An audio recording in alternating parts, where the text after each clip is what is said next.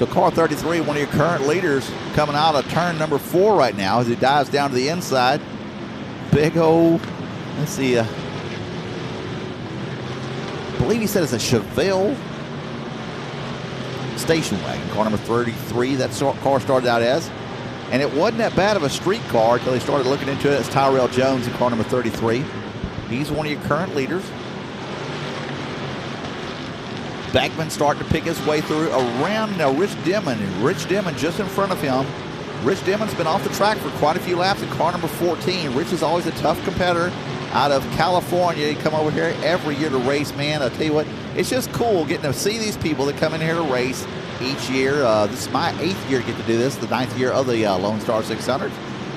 And I tell you what, I probably talk about this race to different people probably 2 times a day, and I don't even live in racing country. I live in Moss Bluff, Louisiana. That's the most nowhere racing part of the country there is, but I love racing, and I love this race. Billy Measle, the infield tractor tire has spun around. He's at the top of the track trying to get him looped back around, and he's going to the pit area, car number 15, Billy Measle. Meanwhile, at the other end of the track, I'm trying to make out the number on that car, can't quite make it out. He's going out of the ballpark. I don't know where he's going. He says, I'm just out of here. He parks on the backside of the tractor.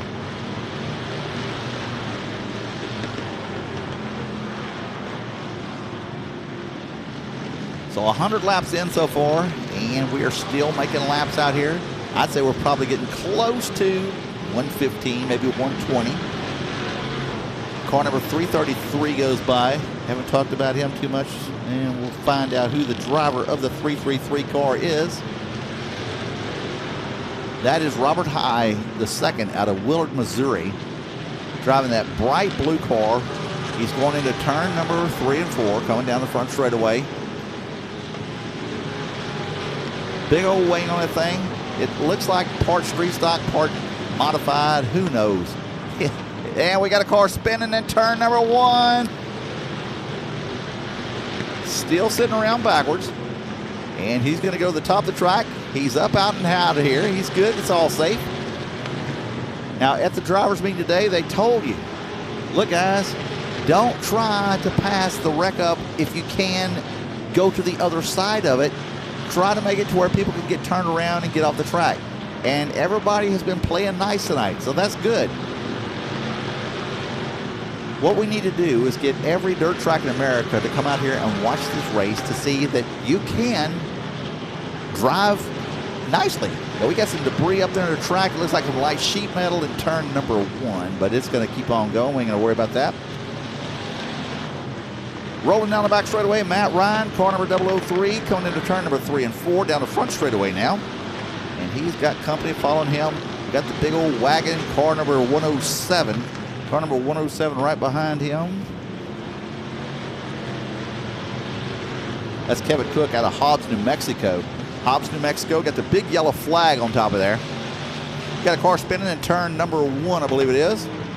He goes to the infield. Got 2 of them spinning into turn number 1, and they're just going to go straight to their pit area. They've had enough of this mess. Car number 213 is back out of the track. First time I've seen him back out here in quite a while. Let's see. 213 is going to be driven by Tim Smith out of Willis, Texas, sponsored by the Slot Brothers. I'm surprised the Slot Brothers don't come out here and race. Rob Slot, they always do some really competitive racing wherever they go.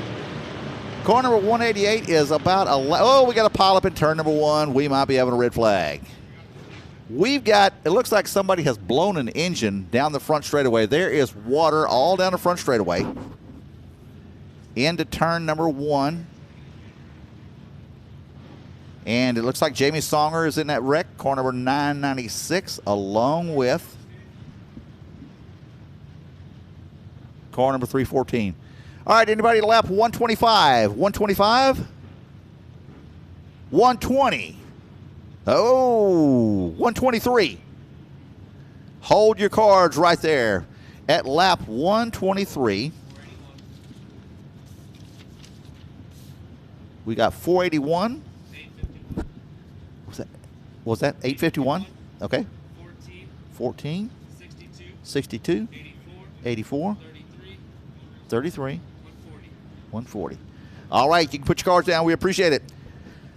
So cars at lap 123. That is car number 481, and I'm not surprised that he's always a strong running car.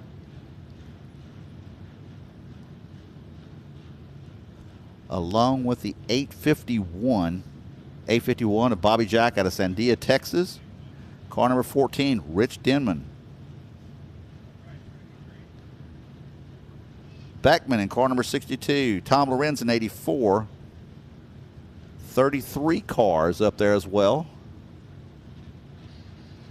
Tyrell Jones and the 140. Once again, talked about him several times. Jeremy Wilson out of Humboldt, Kansas. So 33 right there is one of your current leaders. The big old wagon with the sprint car wing on top of him. Got the mess all straightened out over here in turn number 1. We know that we're at lap 123 unofficially. Nothing is official until Race on Texas will say it's official. As we go back and watch the cameras, now this is the neatest system that you can watch for a race. Each of these people in front of the grandstands are scoring their car. And when their car goes by, they are the only ones to score the car. So as the car is scored, they write down the time that's on the clock. Nothing but that time. You try to cheat it, you're gone. You don't want to do it.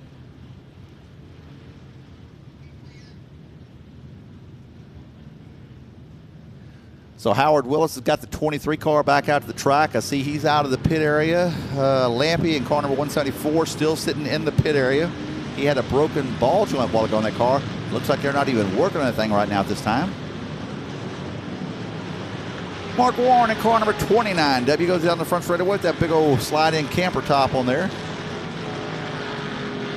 Wrecker's going down the back straightaway trying to see what he can find to keep the races going here at all times. Coming out of turn number 3 and 4, here comes Tom Lorenz in car number 84. Oh, we got a spin right in front of him. And that is the 142 car, and we're still green, still green. The 142 is spun out. Now he's in an awkward position trying to get straight back out. He's back to rolling. We're going. We're by. Great. We never even slowed down. The 142, that is Jeremy Sharp out of Wadena, Minnesota. You got to get that soda in there. All right, man. Rooster Workman's back out here in car number 49. Now, he had broke down earlier, got hauled off on the truck, and he's back out here after many laps being down. Car number 91 goes by, and that is going to be driven by Todd Masterson out of Pflugerville, Texas, with the 2 nuts and a pit crew, and Warren Motorsports helping him out. 71 goes by. That is going to be driven by Jay Ryson out of Boonville, Arkansas.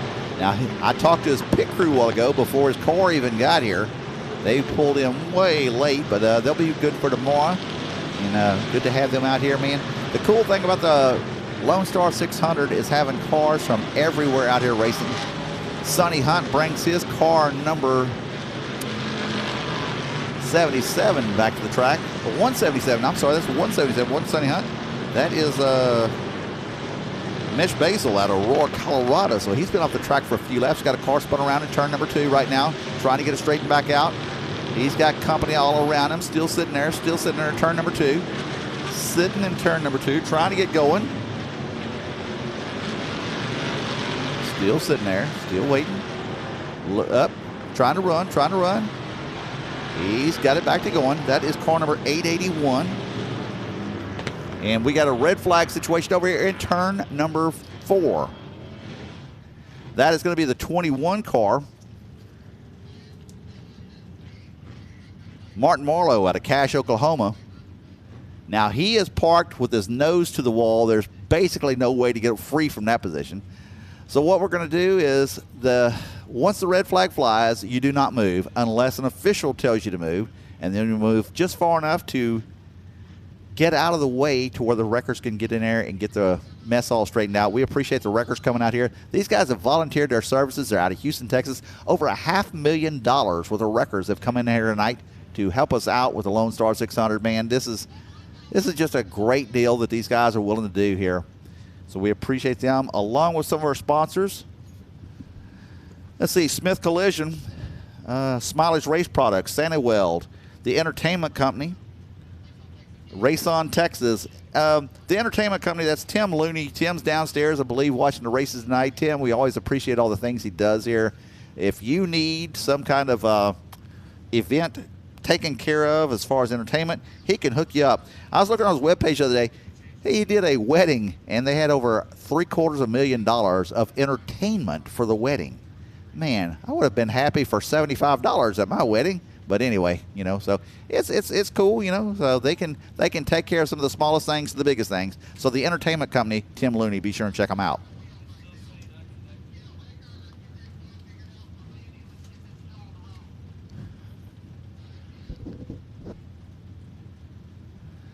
So up here with Race on Texas, I'm getting to use something new, man. I'm liking this thing here. I'm using a headset with a microphone. I look like Miley Cyrus up here. I do not have to hold the microphone. I've got both hands free. I don't know how to act sometimes. I just throw my hands up, do what I want to.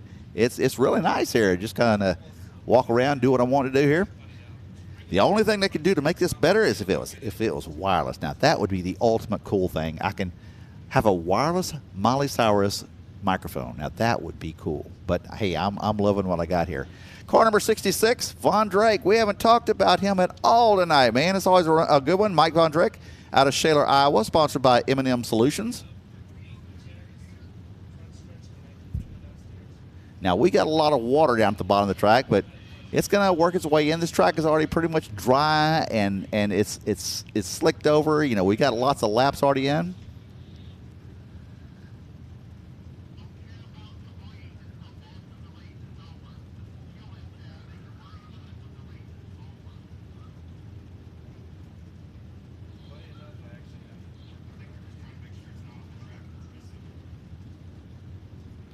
All right, so our scorekeepers down there. Any of y'all need to go use the restroom real quick?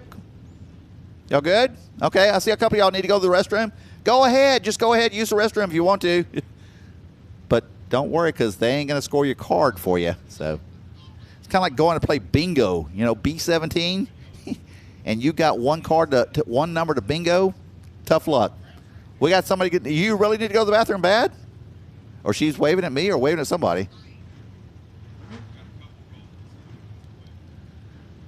All right, so car 188 going down the front straightaway right now. Look at the angle of the front end on this thing here.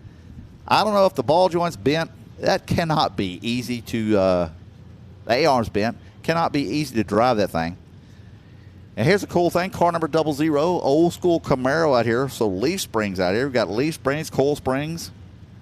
Got a little bit of everything.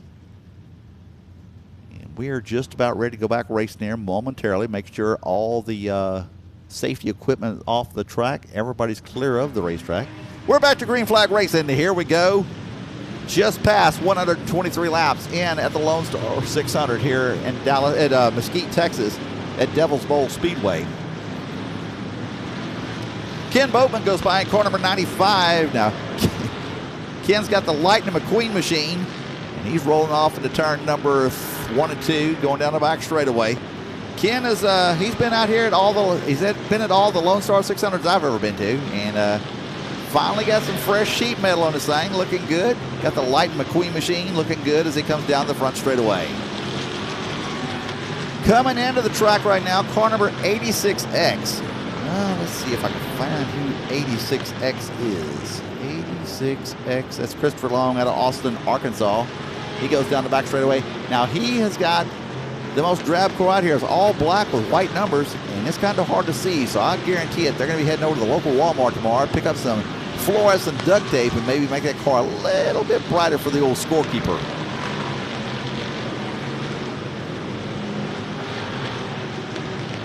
The Lico lifts, car number 73D. Saw him running the other night over at 105 Speedway. They had a little match grudge race. That is Jacob Horch out of Huffman, Texas. The Lico lift, car number 73D, on the back straightaway. So we got cars in from just about everywhere. We got one car that's really going slow here just in front of the 73 car, coming out of turn number 4. That is car number 175. 175 just barely running fast enough to get out there. And let's see who that is. Car number 175. That is Kenneth Vaughn out of Godlet, Texas.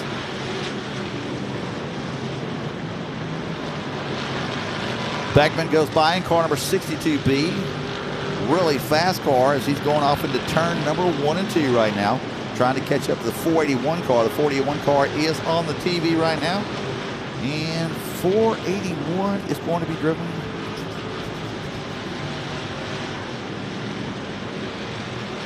Don't have 41. I gotta chase down 481 tomorrow. I didn't get a chance to catch up to him. And the 33 car goes pulling off the track. He was one of your current leaders. He's pulling off into the pit area. So tough break for Tyrell Jones in car number 33.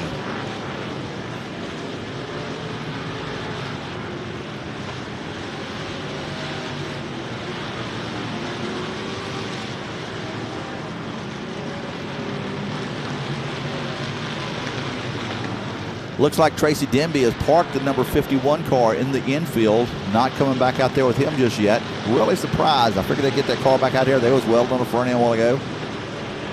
It'll be back up here and ready to roll tomorrow. You can count on it.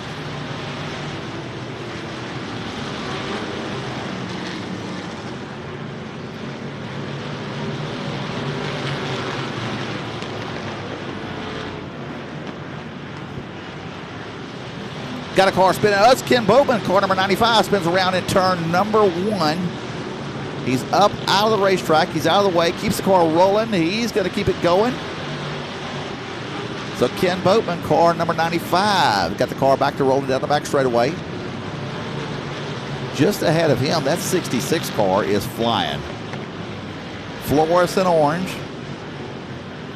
White body. Car number 66. Mike Vondrak out of Shaler, Iowa. Like I said, he's one of the high side hustlers right now. He's going to the very top edge of the racetrack as he goes down the back straightaway into turn number 3 and 4. And you just watch him. He's picking the fast line. We got a spinner in turn number 3. It's clear. It's all good. Back to Vondrak. He's down the front straightaway now.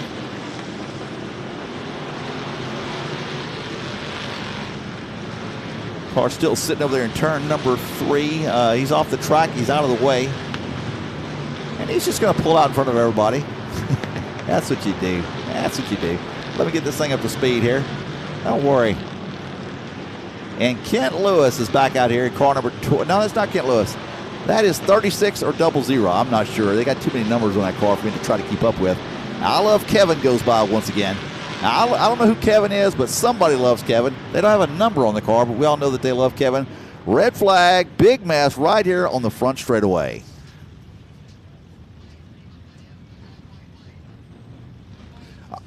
All right, we're going to call this the halfway break right now.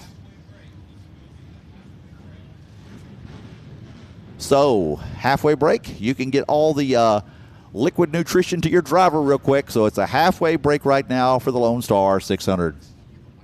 Yeah. Okay. All right. Let me know when you're ready, okay? All right, so this is going to be our halfway break here in the racing action here at the Lone Star 600 while we're cleaning this mess up. So you might want to stand up. Ladies, here's your bathroom break. Head on out. You got about 5 minutes to be back here. You better hurry. You better hurry. Wait. I'm talking hurry. I'm not. Look at this lady in the yellow. She's running. She says, I'm out of here.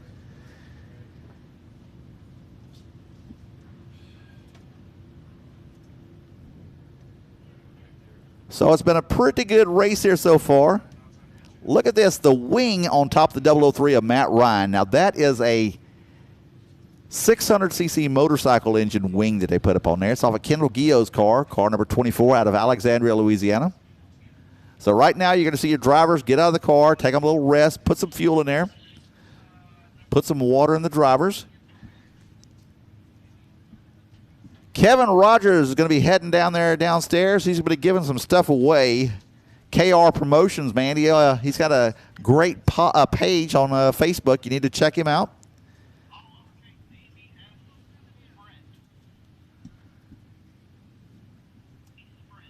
So right now there's not a whole big line down here at the concession stand, so you better hurry.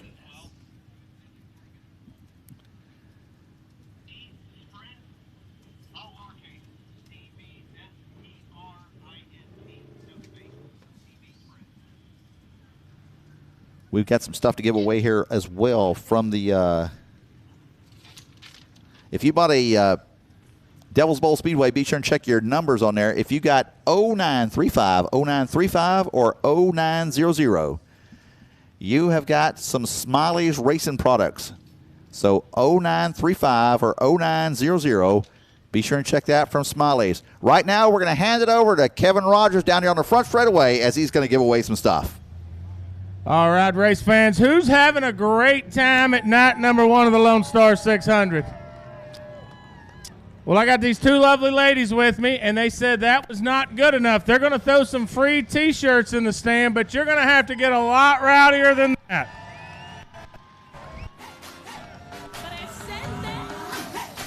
I don't know about y'all, but old boy driving the push truck may steal the show. That guy's crazy. So, also, kiddos, you got a rubber duck when you came in. Good Lord. Hey, excuse me, Lauren, that's wrong way. We're going to try to... Yeah, that way. There you go. So, kiddos, you got a rubber duck. I've got some numbers. If you got that rubber duck, we'll meet you on each side of the fence here, and I got some gift cards to give away to you. I'm looking for these numbers, kiddos. You got to bring me your duck. Number 11, number 37, number 18, number 69, 52, and 41. Once again, kiddos, bring the rubber duck if you have number 11, 37, 18, 69, 52, or 41. We'll be watching for you right here at the short fences. Just wave at us. These ladies will get taken care of. No, not 7. I said 11. 11. Yeah. We got 41. Yeah. 41. No. Looking for kid rubber duck 11, 37, 18, 69, 52, 41.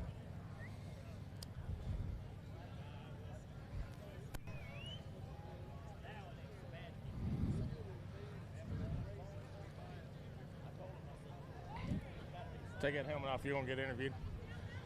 Steve, I'm going to catch up here with one of the guys in the tower here, Kevin Fry. Here, he's got the helmet on that, man.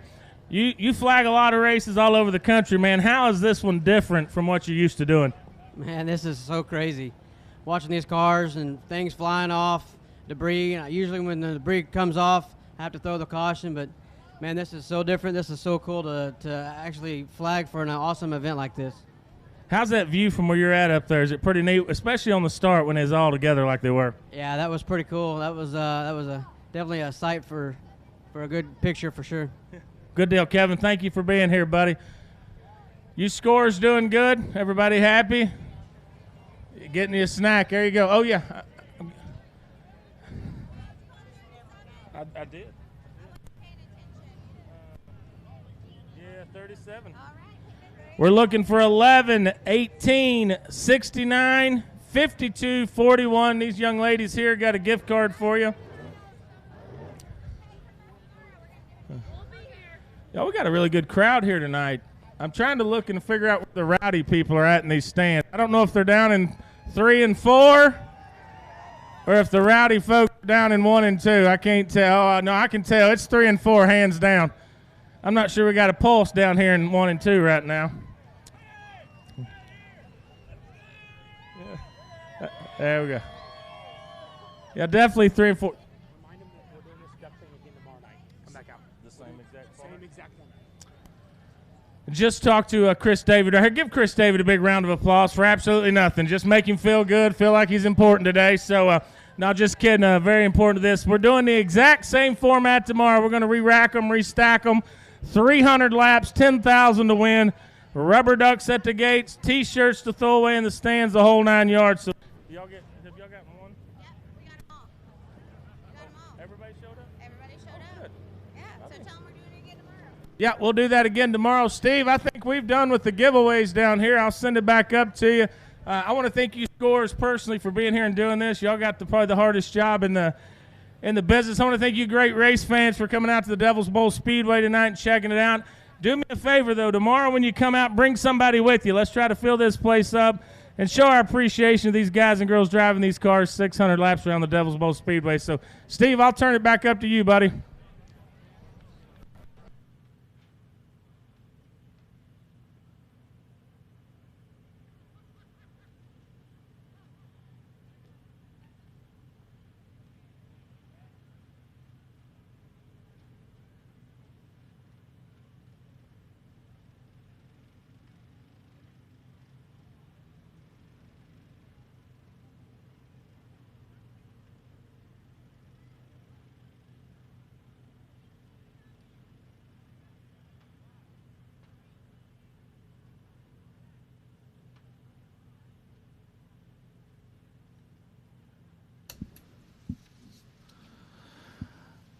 All right, so it's been a heck of a show out here so far, halfway through the Lone Star 600. And, man, Tyrell Jones, car number 33, that old wagon, he's sitting up there in front right now. Don't know official of where people are at, but as we find out, we'll let you know. And like I said, nothing is official until Race on Texas says it's official.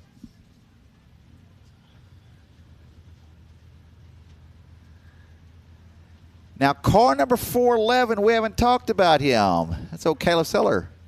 He has been the record truck driver for all these years. Tonight, he's actually driving the 411 car. Now, last year, the 411 car came out here and actually won one of the night's races, and they weren't expected to win. And the car was a little bit better than they thought it was. So you never know what can happen. Car number 140 is another one of your front runners right now. That's Jeremy Wilson. Jeremy's out of Kansas, I believe, Chinook, Kansas, I believe. Howard Willis over on the front straightaway, and car number 23, tough break for him a while ago, early in the race. Front end damage, but that crew is a tough crew. They race every Saturday night down at 105 Speedway, and they're always a tough competitor. You just never know where Howard's luck is going to run out for him, man, and that's what happened to him a while ago, got stuffed into the wall. And then you look over here at car number 171. How cool is that? Big old Monte Carlo, like 73, 74 model Monte Carlo. That is car number 171. That is driven by Becky Deachin out of Denver, Colorado. So come down here from Colorado with the old big old Monte Carlo. I mean, that thing cost some money just to get it down here, you know. Car number 192 on the front straightaway. It seemed like he had a wing on there earlier, but maybe not. Maybe I'm just dreaming or something. Car number 192 is driven by Wes Brown out of Forest Ranch, California. No sponsors on that car. Came all the way. You know, I guarantee it, for $100, you could probably sponsor that 192 car right there. You could have your name on there. Look at all that empty sheet metal. So car number 192, he's going to need some money just to get back to Forest Ranch, California. That sounds like a long ways. So did you give stuff away? Yep. They said announced at 9:15, 50/50 sales will stop. Okay. We'll give it away at the first break in action after 9:30. Okay. All right, so Kevin Rogers just came up here and told me that at 9:15, the 50/50 sales will stop, and then we'll give it money away immediately following. So 9:15, you better get your 50/50 tickets. They are down there, and with the size crowd we got here tonight, 50/50 should be some good money to be going out tonight. Let's see, we're going to get your programs out. If you got a program number 0894, you've won a T-shirt. 0894, you've won a T-shirt. 0791, you've won something from Honeycutt Sand and Gravel. I don't know what it is. There's no telling what it is. Just go down and get it. 0791. 0919, you've won something from Bubba's 33. I have no idea what Bubba's 33 is, but it's what? It's a restaurant. It's a good restaurant? It's a good restaurant. So the people up here in the tower tell me it's a good place to go eat. Who's ever heard of a really bad restaurant if it's a free ticket? So it's a restaurant here in the Dallas area, Bubba's 33. And Baker's Ribs, how about 0926 and 0855, Baker's Ribs. So I'm going to call all these numbers here so once again so you can go down and get your prizes. 0935, 0900, 0894, 0791 0919 0926 and 0855. We still got about 5 or 6 more we're going to call here. So some prizes will be given away here. Don't forget, 50-50 tickets will commence selling at 9:15, and then they're going to give away at the next break.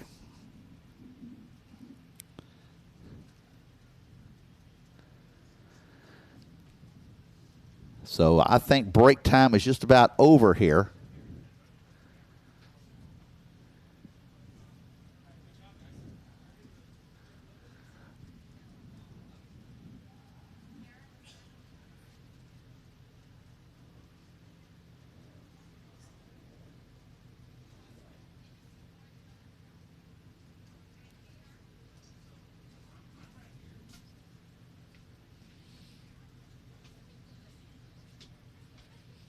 All right, so there goes your record buy right now, kind of at his cool pace right now. What have you thought about that wrecker so far out here tonight? Do you enjoy watching the wrecker? I mean, that guy puts on a heck of a show. Let me ask you this. If the wrecker sold his own T-shirts, would you buy a wrecker T-shirt? I would buy one. I'd buy 2 of them. All right, drivers, we need you to your cars. Drivers, get back in your cars.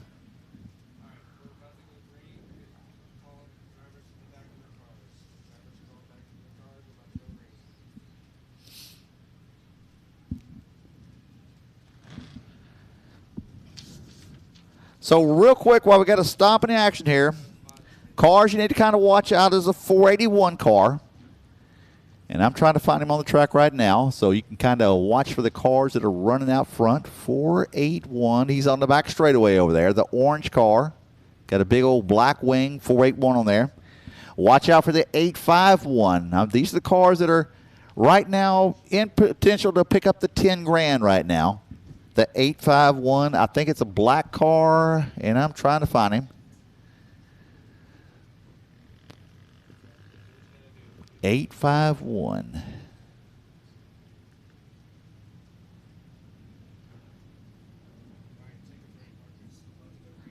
We're also looking for Rich Denman's car number 14. He's one of your current leaders. He's on the back straightaway. He's actually going into turn number 3. It's a Camaro with the wing on the top of it. Andy Beckman's car number 62 is over there in turn number 2 right now. So car number 62, blue car, white wing on top of him. Car number 84, Tom Lorenz. He's got the modified. He's on the back straightaway. He's got the orange wing on the top, just right as you're going into turn number 3. Right there on the top of the start of the roller coaster drop. Car number 33, Tyrell Jones. He's one of your current leaders right there on the front straightaway. I mean, who doesn't love a station wagon? And car number 140, just outside of him. So these are your cars to kind of keep an eye on. Car number 140, let's see here. 140 is driven by Jeremy Wilson out of Humboldt, Kansas. So be sure and watch out for these cars. These are the ones you want to be watching.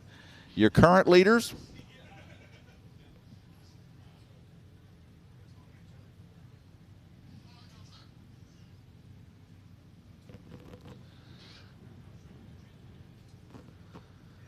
Look at that record just slipping through there.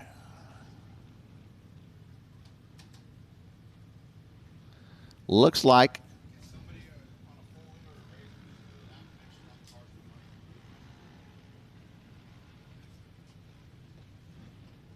somebody has puked a lot of something here on the front straightaway here on the outside of the 171 car.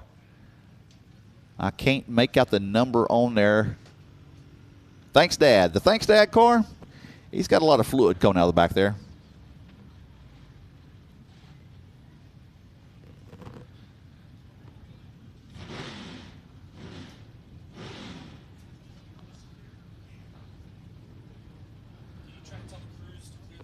We need all crews off the track right now. All crews off the track.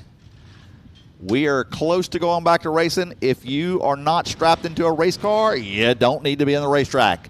So we need all crews off the racetrack. Everybody clear the track so we can go back racing.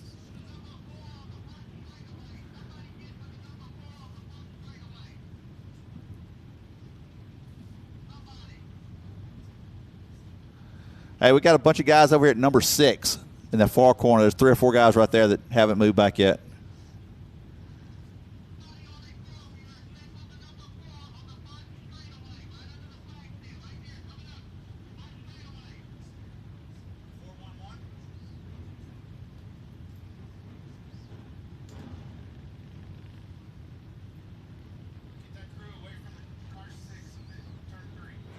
They're moving back now. Starting to get the crews all pulled back. We need everybody off the track. It's time to go back racing here.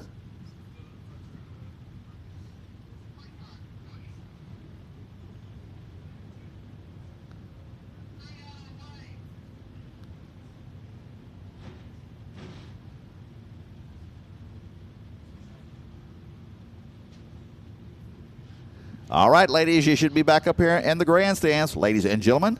So if you're the scores, you better be up here writing those laps down. Write down your times as your car crosses the line.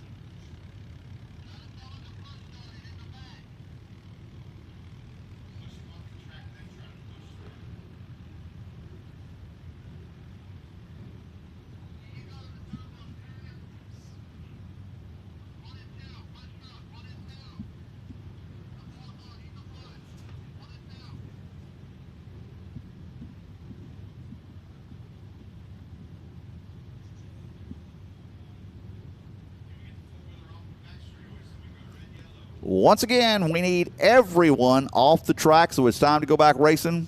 All four-wheelers cleared of the track.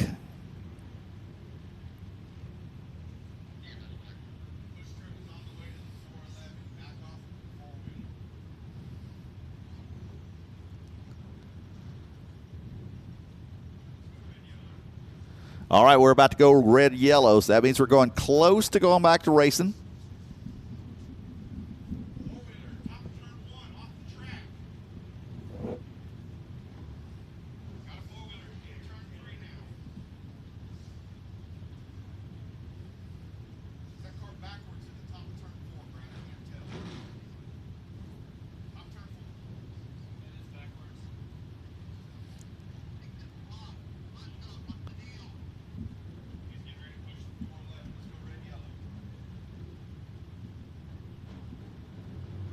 All right, here we go. Getting ready to go back racing just past the halfway point at the Lone Star 600. It has been a good show here so far. Had some stuff here that's happened. Howard Willis a while ago got stuffed in the wall on the front straightaway in car number 23.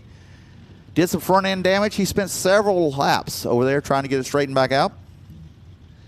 This race tonight brought to you by Santa Weld out of Houston, Texas. We appreciate them. They've been a sponsor out here for the Lone Star 600 for all 9 years. Along with them, Smith Collision, Smiley's Race Products, Race On Texas, the entertainment company.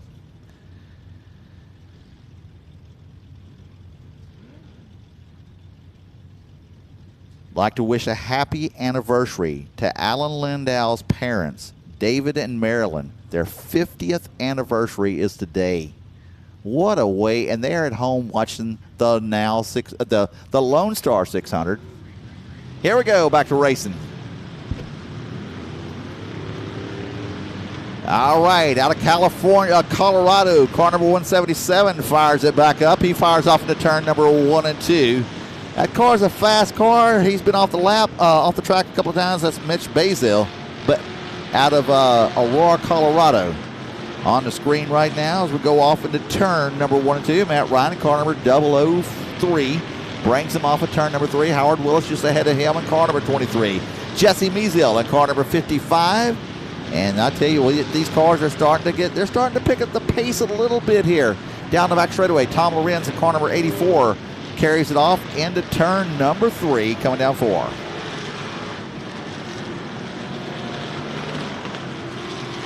Good speed shot as they go down the front straightaway. I'll tell you what, man, they have got cameras all over the track here for the Lone Star 600 here.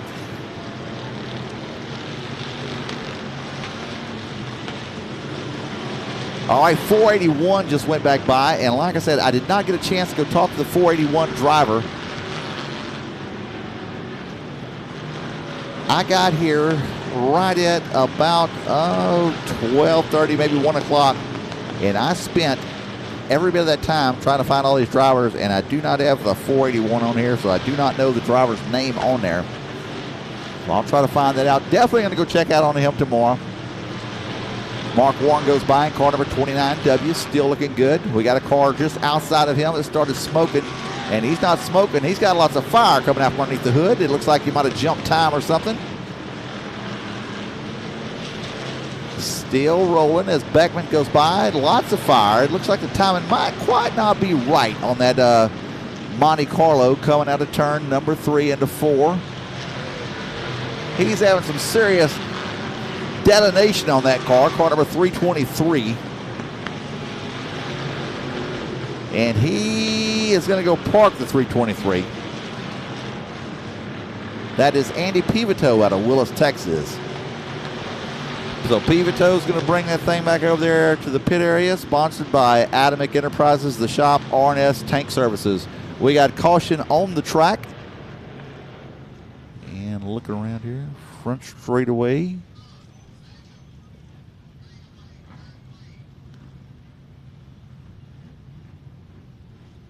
Got a car sitting backwards coming out of turn number 4.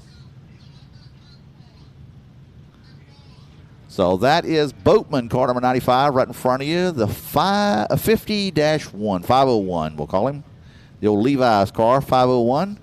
That is Garrett Gregory out of Houston, Texas on the front straightaway. Car number 51 has made it back out here. That is Tracy Denby Jr. out of Vidor, Texas has made his way back out here. Jamie Songer in car number 996 is out there. Jamie's out of Pleasant Hill, Iowa. Jamie comes down here and races with us each year. The infield tractor tire, car number 15. On the screen right now, car number 61. That is a good-looking Camaro.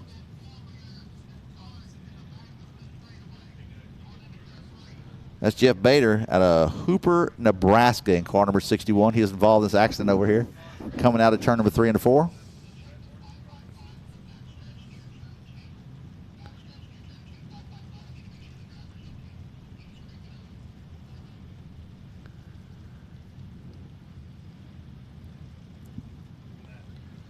All right, so they are working hard on some of these cars here. That is over here in turn number 3. I'm telling you, they are working up under there, replacing the whole front end on this thing. You got your Makita lights. Everybody's working as fast as they possibly can, trying to get this car here put back together. Now, this is what's really cool. If you're watching this on Race on Texas, I know you people here at the racetrack can't see this, but they've got cameras down there. They are actually filming the guy working up on the car, trying to get the front end straightened back out on this car. It's an orange car over here in the pit area. Can't quite make out the number. They are going at it wide open. That is car number, looks like 144, I believe. Sam Farmer out of Krugerville, Texas. Also working on the car number 116. Look at the damage on this thing, man. But, you know, it don't matter. We're still racing, and he'll be back out here in a couple of seconds. Now, that's the beauty of what cordless batteries have brought us to. You know, used to, at the dirt track, you had your 4-way lug wrench, and now you got a cordless. Everybody's got a cordless impact. I've even got a cordless impact with me, you know, just in case I have a flat tire on the way home. We can always change tire.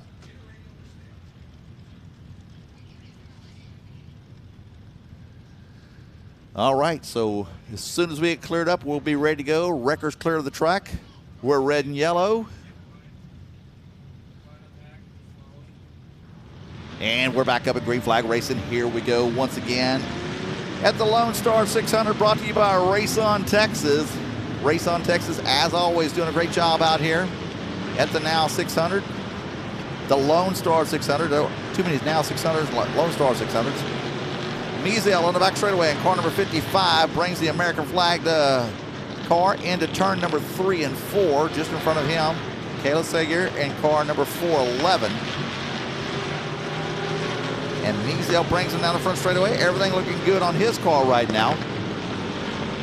Wrecker's going to go back over here and park in the corner in his little perch where he likes to hide out. Jack Barfield Jr. in car number 115. He's been out of the race for quite a while. Tough break for him. A really good-looking car. Songer brings the 996 car down the front straightaway. Now the problem for Songer is whoever checked under the hood forgot to put all the pins back in the hood. So Songer in car number 996 will be flapping the hood as he goes into turn number 3 and 4. He's got a hood flapping, and it's not bad yet, but it's only going to get worse. Car number 996 as he comes down the front straightaway. It's kind of like a little bit of forced air induction there on the carburetor. Got a car around in turn number 2 right now. And everybody's going good right now. That was his chance. If this motor's running, now that's why you got to dive to the inside when you get the chance. Now you think it's a nice little transition from the track in there. I drove my golf cart across there a while ago. It's about a 2-foot transition. It's not a nice smooth transition. If you were snow skiing, it would be a good blue hard run on a good blue run there. So coming out of turn number 4, Rich Denman. Car number 14 out of California. I tell you what, it's always good to see this car. He's on a screenshot right now. Rich Denman, car number 14, is always a front-running car here at the Lone Star 600s. He goes down the back straightaway into turn number 3 and 4. Denman is picking up lots of spots. Now, that's the cool thing about this here. These cars are so many different paces. You gotta try to decide who you're going to use as your next pick as you go off into each corner. And speaking of picks, car number 66 is picking up and heading to the pits. That is going to be driven by Mike Vondrak out of Shaler, Iowa. Car number 007 starting to get a little bit of smoke as he goes down to the end of the straightaway. That's Corey Neal Sr., and he's going to go down the back straightaway. Tonight his son is over there racing at Sabine Speedway, and he's been spanking these guys, man. A little 15, 16-year-old kid, and he's out there outrunning some grown men in the factory stocks. Coming to the end inside of him, car number 003, Matt Ryan. His wing is starting to go to pieces. Now, he borrowed that wing from Kendall Gio in car number 24. He drives with the now 600s, and I don't think Kendall's going to want that wing back after this race is over with because it is blowing all to pieces. There goes the 851 car. Finally got a good look of him.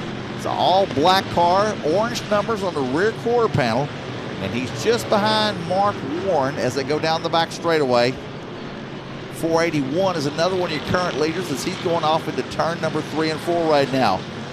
Just inside of Tom Lorenz. Tom Lorenz in the 84 car, and they are side by side, and these two cars, they're up there in the money spot right now. But you don't want to say, I don't want to jinx nobody, you know. You don't want to talk about people, but I don't want to jinx them at the same time. So Mark Warren, car number 29W, always a tough car. And he's got Tom Lorenz trying to battle around the outside of him and the 140. So we got about 3 or 4 of our front-running cars all right there together. And it looks like the 481 car is going to be the first one out of that mess. As everyone continues on to run right now, it's looking good out here. Some cars parked in the infield. I think Lampy might have finally retired his car. I haven't seen him back out there in car number 174 in a while.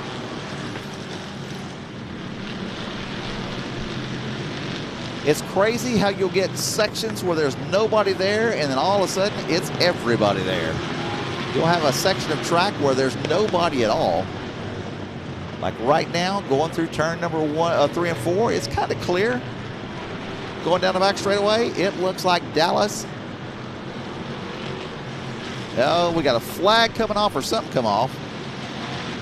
61 car is off the pace at the bottom of the track. Still making laps, coming out of turn number 3 and 4. Tyrell Jones, car number 33. I tell you what, he's got that big old wagon picking people off. It's got to be the first station wagon I've ever seen with a wing. You know, that just makes it cool factor way overboard as Tyrell Jones brings him into turn number 3. And you're going to drop about 40 foot from the time that you enter 3 to the time you come out of 4.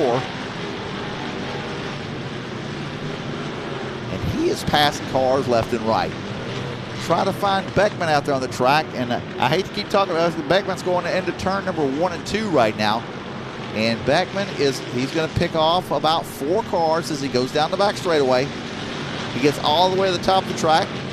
He's got a clear run into turn number 3 and 4. Constantly trying to pick off as many cars as possible. Next time, he'll be coming up on Rich Denman in car number 14 and Tracy Denby Jr. in car number 51. Right now, it's about 4 wide, just ahead of Beckman as they go down the back straightaway. Matt Ryan ahead of him in the old 53 Chevy. Oh, we got a car spinning around. Tracy Denby Tracy Denby Jr. is backwards on the back straightaway at the top of the track. Still sitting there. We got a car coming out. Oh, here comes the Aussie Pig back out to the track. Haven't seen the old Aussie Pig, car number 75 out of Melbourne, Australia. Has just made its way back to the racetrack. He got the award tonight for driving the furthest. Well, actually, he didn't drive the furthest. He had to fly the furthest. He might have come over here on a tugboat. I don't know. But he said last year he wanted to bring his car over here on a container ship, and it's just too expensive, and you never know what it's going to get here. So he was able to hook up with a ride and able to come out here and find a way to get to race out here at the Lone Star 600. So the Aussie Pig down the front straightaway, car number 75 as he goes off into turn number 3 and 4. Good to have him back out here running. And he says he plans on coming back here again. So him and a few of his friends, you never know. Heck, we might all have to go to Australia and race with him one time. You never know. Sonny Hunt's back on the track in car number 70. Haven't seen him making laps in a good while. And the car number 70, he's always a tough competitor. Just you never know what's going to bite you coming out here to race with these cars. Car number 00 going down the front straightaway. Old school Camaro, Lee Springs. That is Colton Abshire out of Belton, Texas. Now, back in the mid-'80s, that was the car to have right there. And that's what makes this track so, this race so neat, is anything is competitive. It doesn't matter what it is. You can have Coil Springs, you can have Lee Springs. You can have a modified, you can have a factory stock. You can throw a wing on a factory stock. Heck, you can have a 1973 Cougar with two big flags on it. You know, it don't matter. It all makes laps, and that's what it's all about, is making as many laps as possible.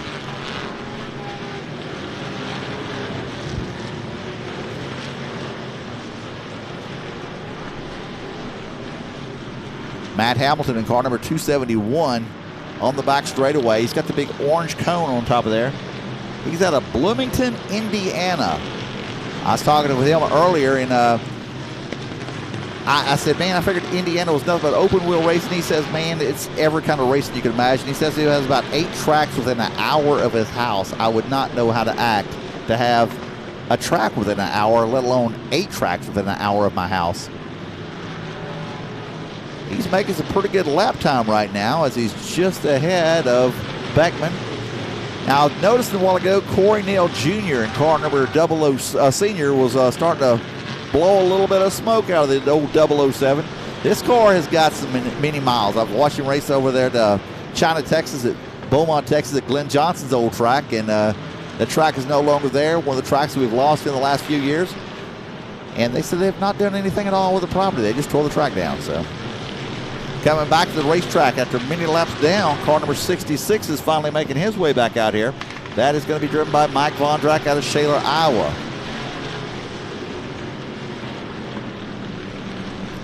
And I Love Kevin still out there. I don't know what the number of the I Love Kevin car is, but they love Kevin. That's all that matters. Kevin's important. We don't need a number on that car. It's just I Love Kevin.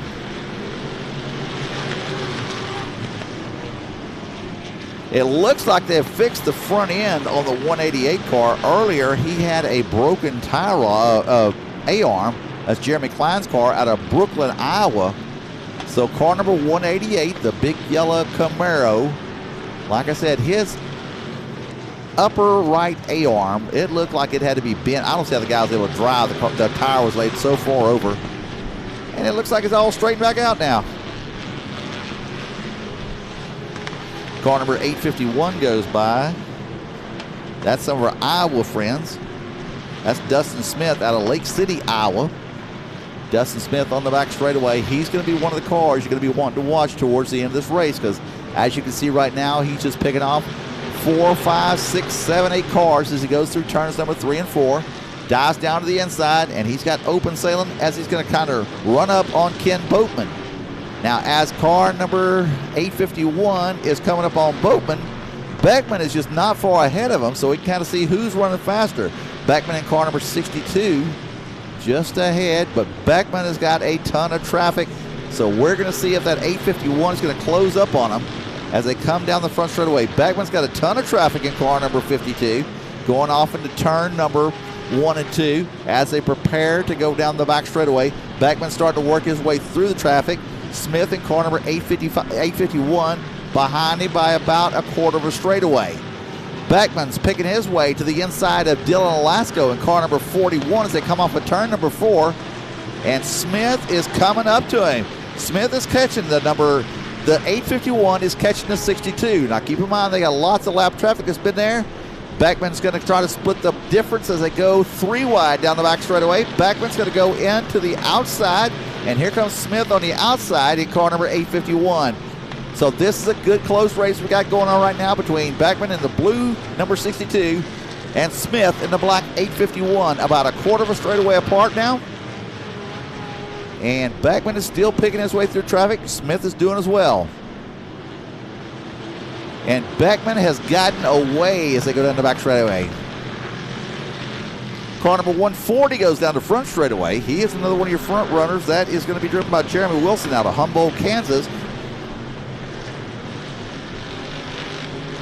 Jeremy Wilson, car number 140, all white car, fluorescent orange numbers. Keep your eyes on this car here because he's going to be a constant front runner. Got a great speed shot right now on Race on Texas as they're going down the straightaway. And this just kind of gives you a glimpse as to what's going on at this track. It's really cool here. The dust is blowing to the infield. Looks like the wind might be out of the, I believe that would be out the east to the west, it looks like, I guess. And so it's all keeping the grandstands here clear. People in the back straightaway, they're kind of getting dusted up right now. Where I'm at inside the press box, it's a nice 72 degrees though.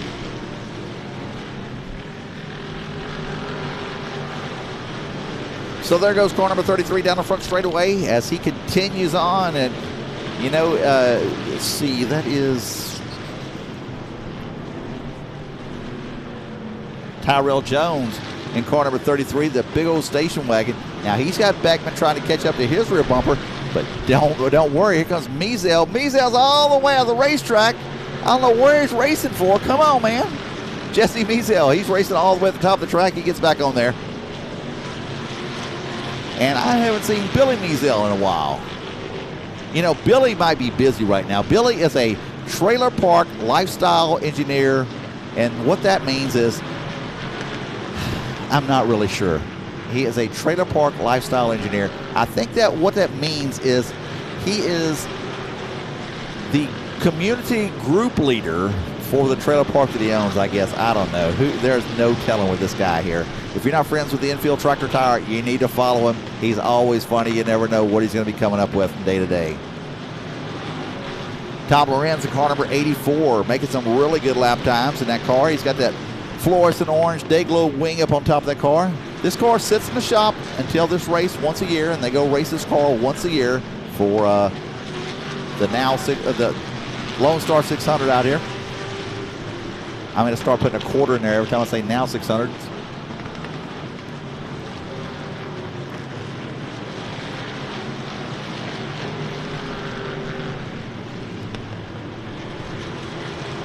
Cornell Sr. goes down the front straightaway. Smoke starting to billow out of that thing. Last year he came out here, made a few laps, and blew the motor up. We got a car trying to spin out, but didn't quite make it.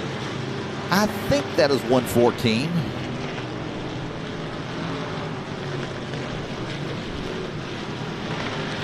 That's Danny Sakara out of Loreno, Texas in car number 114. Station wagon on the back straightaway going into turn number 3 and 4. Just ahead of him, Denman in car number 14.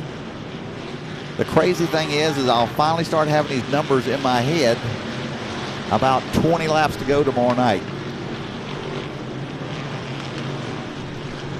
And the wrecker lights are on, and I see a car parked over here on top of turn number 2. He's up out of the way, and as soon as he does that, Jesse Mizell spins out over there in turn number 4, but he's good. He's going to join back the track. The wrecker's going to go over here and pick up our car that's parked at the top of turn number 2.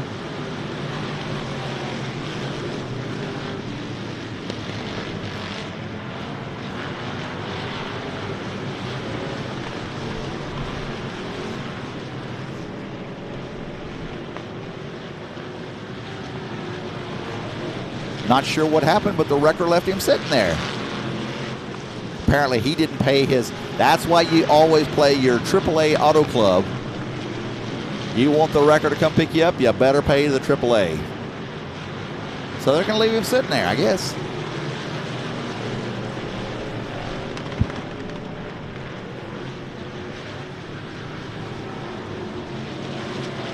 So it's been a pretty clean race so far tonight. And, man, I'll tell you what, we've still got probably, I'd say, 50 to... Oh, we got a car into the tire. Ken Boatman into the tire in turn number 2. Still sitting there, still sitting there. Throws it in reverse. He's back out of the way. It's all good. 555 might have been part of that. I'm not sure if he was or not.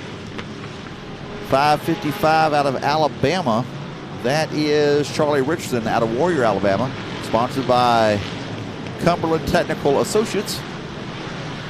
And nothing else. He's having a good time. We got a car backwards on the front straightaway here.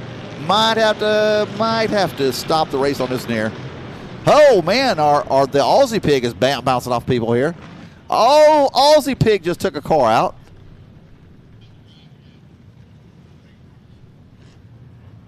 We got a drive shaft that's come off over here in turn number 1.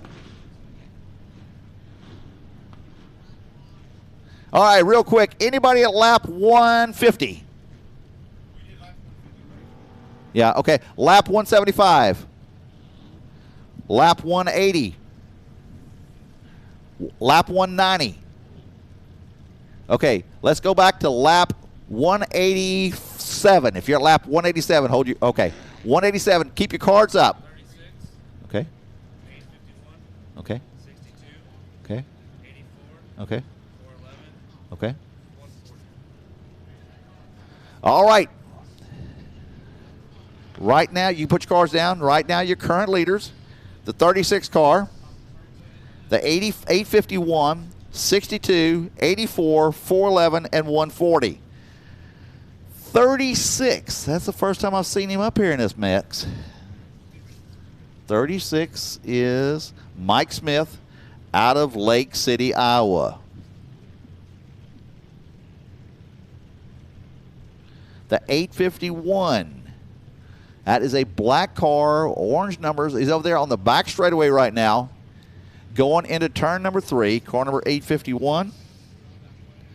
That's going to be driven by Dustin Smith. Car number 62. That is Andy Beckman. And Andy is, let's see if we can find him, blue car. I do not see Andy Beckman's car out there. He's got to be out there somewhere. He's on the back straightaway right now. About midways down the back straightaway, the all-blue car, white wing, that's Andy Beckman. Car number 84, that's Tom Lorenz. That's going to be a modified. He's sitting over here between 3 and 4. White modified, fluorescent orange wing, and white body. All right, 411. Trying to find the 411 on the track.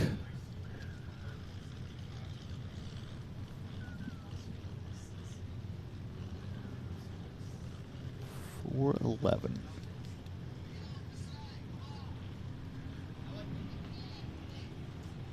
Trying to find the 411 out there on the track. He's one of your current leaders.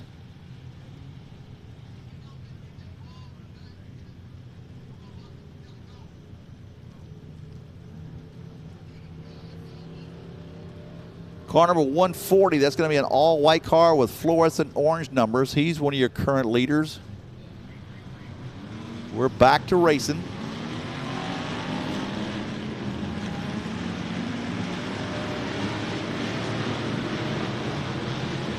There's your 140 car right there.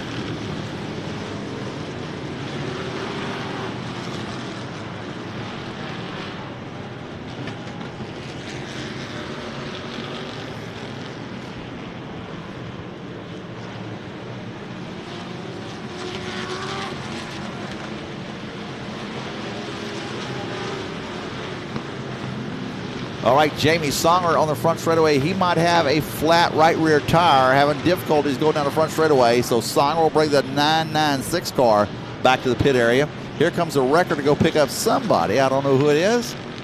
Looking around the track here, trying to find who's broke down. And we got a red on the track right now.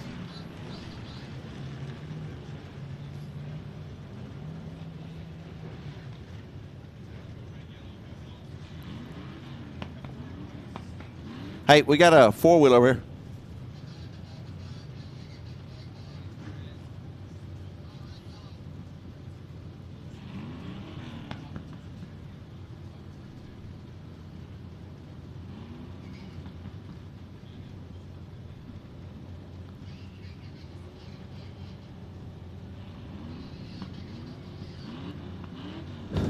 So Mike Smith in car number 36. One of your current leaders trying to find the car on the track. It's hard when you have multiple numbers on the same car trying to figure out which car is 36. But I do know that I Love Kevin is out there. I do not know what number I Love Kevin is, but the I Love Kevin car. I don't know who Kevin is. I don't know what the number of the car is, but somebody loves Kevin. That's important.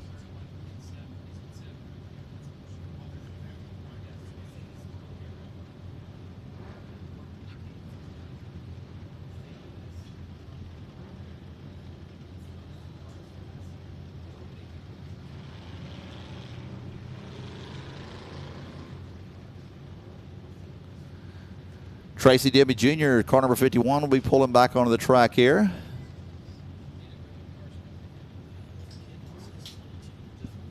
Is it?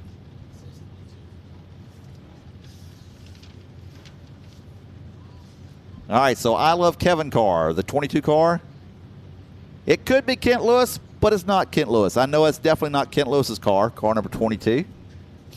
So hopefully, if whoever loves Kevin would put some better duct tape on their numbers to give us one number.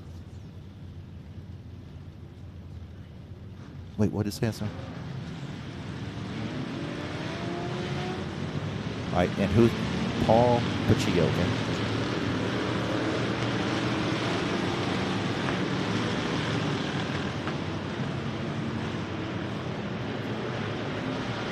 All right, I got you. Got you. Okay.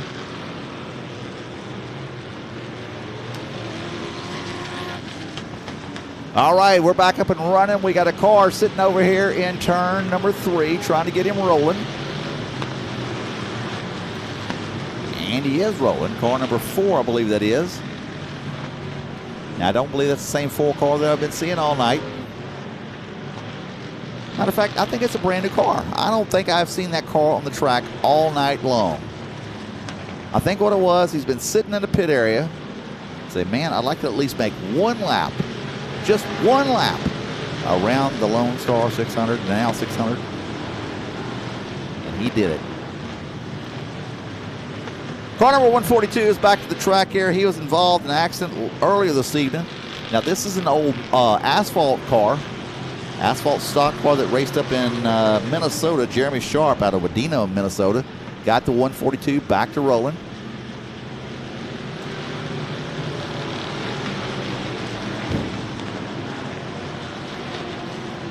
Car number 76K, that's another car we haven't talked about at all. That is a big old Grand Prix 76. That is JD Nino. He's out of Golson, Texas. And, you know, that's the beauty of this here. You get to come out here and you race with everything that's out here, you know. Just because you own Smiley's and Tom Lorenz, that doesn't mean you can't bring the 76 car or JD Nino's car out here and let him have at it. Dylan Lasco back out there in car number 41. Haven't seen him on the track in a while. But you never want to give up.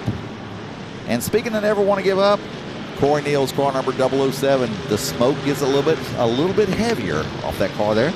Car number 9, that's one of our Florida cars that came out here and raced with us tonight. Let's see, car number 9, that is Robert Ray out of Inverness, Florida. Andy Beckman on the back straightaway going into turn number 3 and 4. And like I said, he'll be picking off cars the whole way around. Right behind him, his buddy, car number 481's coming up through there.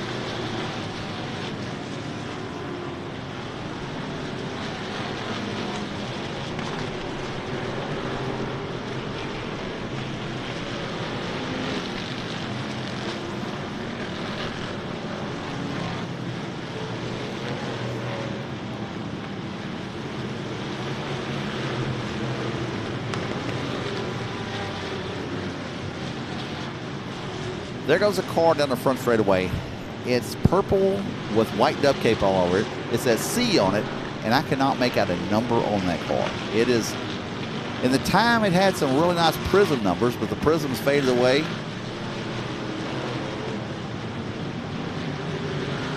Maybe just a little bit of Walmart duct taping tomorrow could make some of these cars a whole lot easier to read. 314, he's got his, he's lost the nose piece off the 314 car. And now the air is flowing up underneath the front end. So he's getting a lot of lift. You've had the Daytona Superbirds that ran at the Talladega in the 1970s trying to get all the aerodynamic pushed down the front end. Well, he's got the exact opposite. He's got all the lift you could possibly imagine as he's coming out of turn number 4 down the front straightaway. Car number 314. And I just saw the 20 cars back out here. Some of our buddies out of Arkansas that came down here to race with us tonight. We got people representing all parts of the country here. That's Kenny Howerton out of Malvern, Arkansas, car number 20. They had some problems earlier in the night. They're back out there racing. You never give up. Got a car parked over here on the top of turn number 4. Said, hey, where's the wrecker at? Wrecker's gone. And we've got car number 21 pulling to the infield. Looks like he's got a flat on the right rear of his car. That is Martin Marlowe out of Cache, Oklahoma. So he'll go down the pit lane here, trying to find somebody to, hey, come change my tire for me. Car number 21, he's pulling up to his pit area. Say, where's my buddies at? They're gonna run out there real quick with the jack. We've got Race On Texas out there with the camera. They're gonna be jacking the car up as quick as possible, trying to get him up into the air. Car number 21, that is Martin Marlowe out of Cache, Oklahoma, sponsored by the Marlowe Service Center. And speaking of the Marlowe Service Center, they have already got the car jacked up. They're about ready to start putting that tire back on here and get the car back out here as quick as possible. Got the got the impact out here going after it. Tire off. Got a brand new Hoosier going on there in its place. Speaking of which, tomorrow if you need some tires, you can run over there to Smiley's and pick you up some tires, fuel, and all kinds of parts. They got one of the coolest parts houses you've ever been to. Go over there and check them out. Be sure and mention that Lone Star 600 and get your 10% off as you go in there. Rich Denman goes back by in car number 14 down the front straightaway, and the 21 car is back out to the track. They roll off into turn number 1 and 2. 481 car, oh, like I said, I do not have the info on him, but he has just passed Beckman as they're going down the back straightaway, and he's actually starting to pull away on Beckman. Got Mark Warren in car number 29. Roger Hellman in car number 16, just right behind him. The 481 right now might be one of your faster cars on the track. Keep in mind, everything I'm saying is not official until Race On Texas says it's official. That's when it gets official. All right, I think I might have found the 36 car. I have found the 36 car. It is a big old Monte Carlo with the wing just in front of the 481 car. And he is one of your current leaders. I didn't realize that till just now. I did not realize that was a 36. Uh-oh, 21's back in. Hey guys, instant replay. Car number 21 is coming back down pit road with another flat right rear tire. Now this is going to start to get expensive here. They just changed the tire like 2 laps ago, and he's already gone out there and cut the tire, and he says, that's it, I'm bringing it to the trailer. So car number 21, we're going to see what they're going to do for him now. Car number 21, Martin Marlowe out of Cache, Oklahoma. Got a car heading off down pit road. Can't make the number out on him as he heads back over there. Kayla Sellier, car number 411, goes down the front straightaway. Kind of off the pace right now. Not really running super fast, but it's got that ghetto fast racing engine in there. We'll see if they can keep that 411 running. We got 4 wide coming down the front straightaway. Rich Dimon, Howard Willis, and the 38 car all side by side. 38, that's Charles King out of Geneva, Florida. Denman, car number 14, just ahead of the 481 car. And sadly, like I said, no info on the 481 car, but he is a really fast car. Now, I know this announcer that's going to be definitely going over there to find the 481 car when the show is over. I'm going to find this guy's name. He is all over Rich Denman's rear bumper. The battle right now is going on down the back straightaway between the 481, the 62, the 14. I'd guarantee it, that 23 car, if he wouldn't have problems, he'd be right there in them. 481 is picking off cars left and right as it comes through turn to the inside of Denman as they go down the front straightaway. Oh, it's getting close and crowded as they go into turn number 1 and 2. So the 481 car, still your current leader. Oh, he's not your leader. He's one of the leaders. And the 36 car just right behind him, the big old Monte Carlo. Metric car with the wing.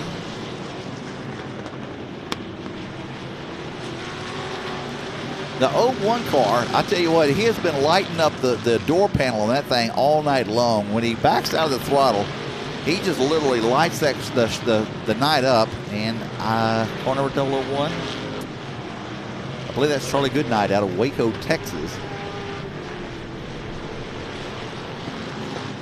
Car number 71 is off the pace. He might have a flat right rear tire the way the car is wobbling as he's coming down the front straightaway. 271.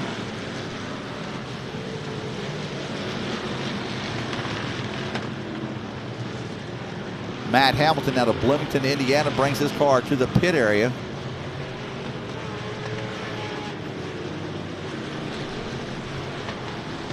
I think 481 might be the class of the field right now.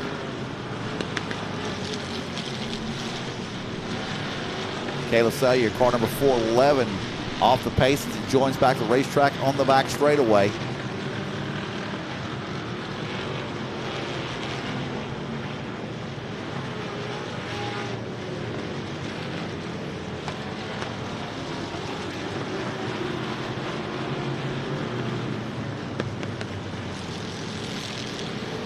.851, always a tough contender out here. The Lone Star 600.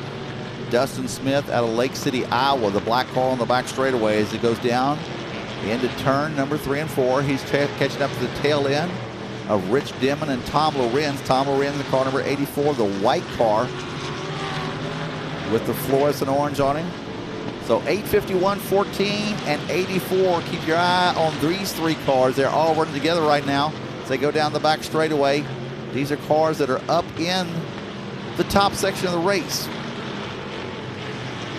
Tom Lorenz probably has more laps around this track than anybody out here, as living not far from here. Rich Dimon in car number 14, he'll run multiple different enduros out in California, but this is the track that the car was built for.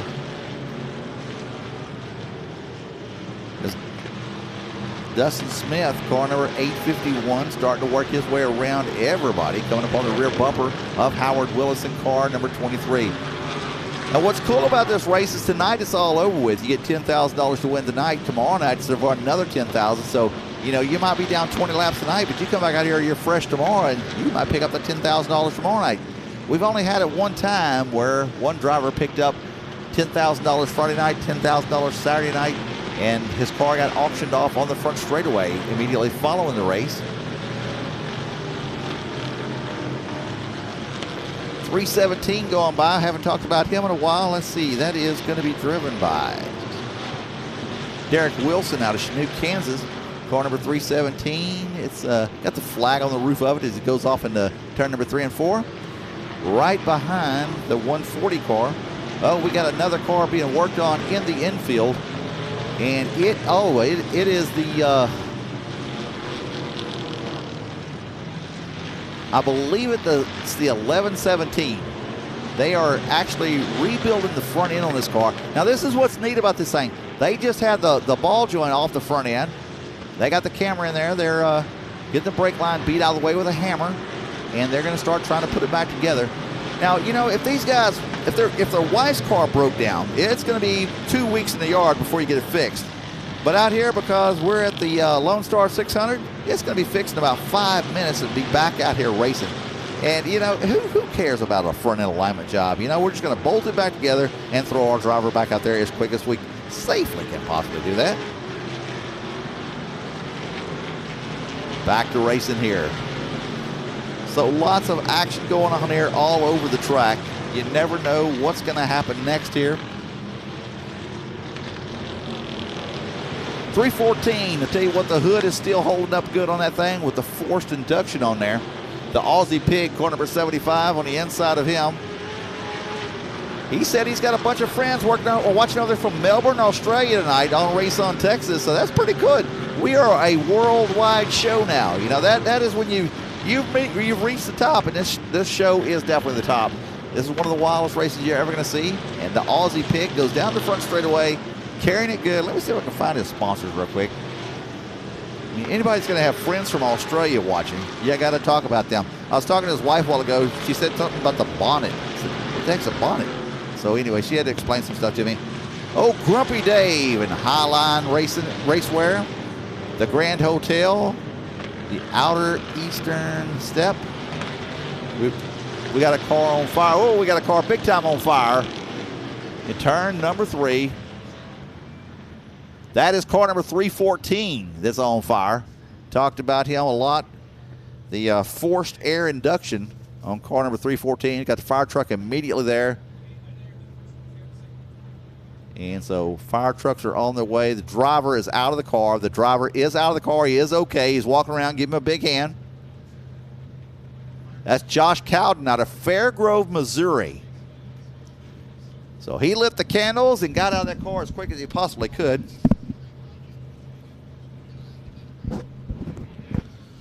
All right, anybody at lap 200? Lap 200? Oh, yeah. All right. How about lap 210?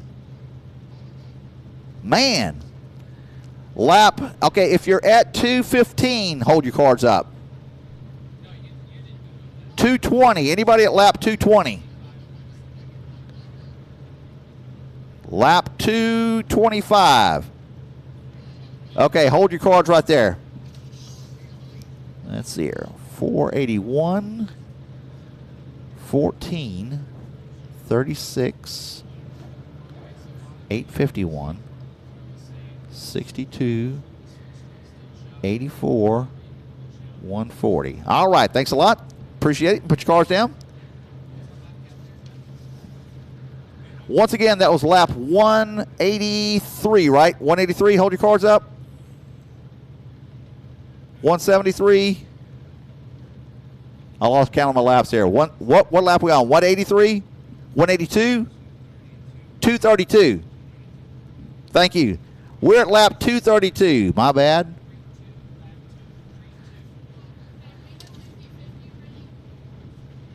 All right, come on in here. All right, we got 50-50 real quick. We're going to give it away here. How much money we got? $616. We're fixed to draw 50-50. $616. Get your tickets out. $616. I'll tell you what, I'm going to take $16 off this so it'll be $600 for the now $600. No, I'm not going to do that. No, I'm not going to do that. Winning ticket number is 004818. So 004818. Once again, 004818. Where y'all want them to go to? Just tell them to go down by the concession stand. Right here in the middle? He's got it right there. Okay. So what we need you to do is come down here to the where you bought your tickets at the concession. All right. $616. There you go. Hey, what's the other half of the money go to? You guys do our race Okay. All right. So tomorrow night you're going to sell $1,200? All right. All right. So the other half of the money is going to go to the Racing Points Fund out here at Devil's Bowl Speedway. That's pretty cool. So if you are trying to collect $616, you need to go down here to this red table where you bought your tickets from and get your money. So at lap 232, Rich Denman, car number 14. Car number 36 is going to be Mike Smith. The 851, I believe that's Dustin Smith. Here we go, back green flag racing.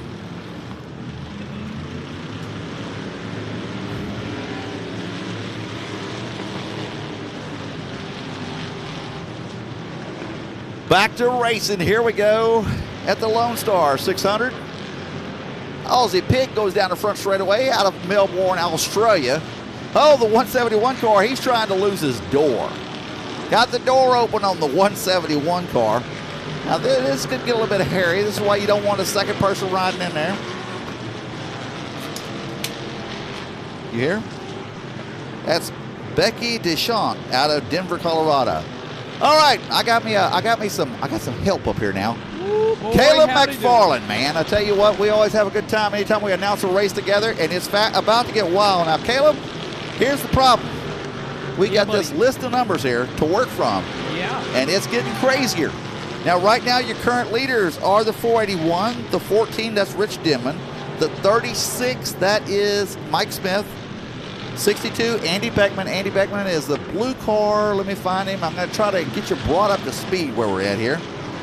There goes Andy Beckman right there in car number 62. You know, so far right now, Steve, going off this list, we've got a lot of guys out from the Midwest and Iowa that are out here leading the Lone Star 600, the Texas race. You know, it's nice to see a lot of these traveling guys out here coming all the way down to North Texas to come participate in this.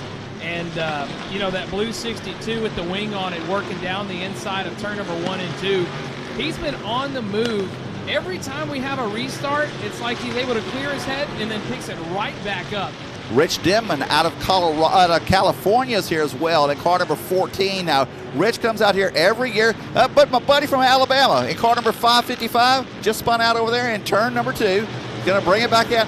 This is a 1973 Mercury Cougar, not a Ford LTD. Get it right, got it right. So anyway, he's out there running with us as well. Looking around the track here. Right now, Beckman is trying to run down the 851 car, and that is Dustin Smith as they come down out of turn number 3 and 4 right here. So it's Dustin Smith in 851, Beckman in the 62 car. Watch the gap between these two cars. Dustin Smith's going to pull him out as they go down the back straightaway. But look how fast that wrecker's going.